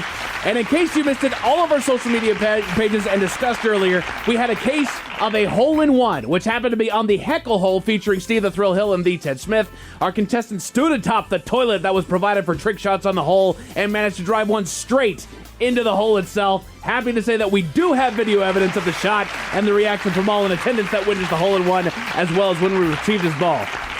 And one of the best sports moments I've ever seen in my life. That was fantastic. I've never seen one on a golf course. No. That was unreal. And major credit to Ted. I was chatting it up with our buddy Sage over there. Then he's like, Mike, get a video of this real quick. The dude's standing up there on the toilet. I was like, hang on, I'll be right there. I was like, stop. Hang on. And we just wanted the video because nobody at this point had tried to hit a golf ball off the toilet. Right. So he was going to the try. first guy to do it. But he cracks the damn hole-in-one. He's like, can I stand on it? Like, sure. Yeah, whatever. Do it, man. As far as we're going to watch tonight, the Mariners are still in Arizona taking on the Diamondbacks. Game 2 of the series, in which the Mariners are trailing, is tonight over en route. As far as your weather, partly cloudy skies are going to bring temperatures down to the mid-50s tonight. Tomorrow, we are expecting partly cloudy skies with the highs in the mid-70s. That's it for your headlines. With that, Mike Hawk is out. Thank you, sir. We appreciate it. We'll see you next time for the return of Who Sucks Less. The lovely Jolene is up next. Yes, indeed. It's all true, but in the meantime, well, we'll be all about this bitch. So until tomorrow, please do what you do best. And for Aletha's sake, stay beautiful. The Men's Room has been taped before a live studio audience. Wardrobe and makeup provided by Mantastic Limited. This has been a presentation of the Men's Room Radio Network. Oh, man! A Double Flush production.